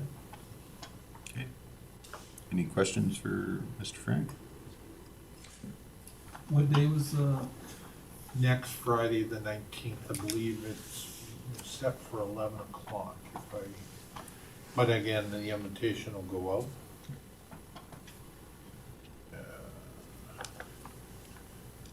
10:45 to 11 to meet at the Blue Ridge Hall. And again, those details will be confirmed. Okay.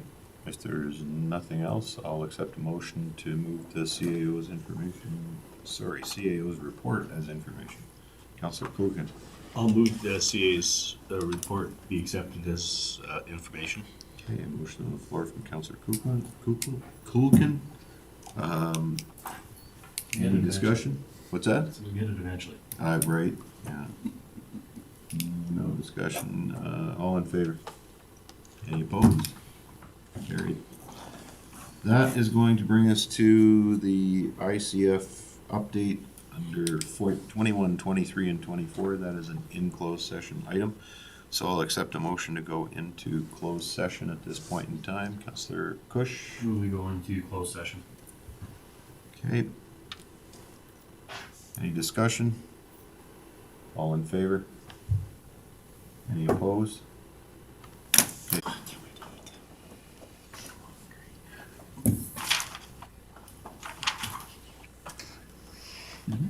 Okay, we are straight. All right. Okay, so we're back for our closed session discussion on ICF, the intermunicipal collaboration update. And Councillor Clukin? I'll make a motion that council accept the intermunicipal collaboration update as information. Okay, thanks very much. Any discussion on that? All in favor? Any opposed? That item's carried. Next up, Councillor Kush. Make a motion to adjourn. Motion to adjourn on the floor, and there is no discussion on a motion to adjourn, just so everybody knows. All in favor? Opposed?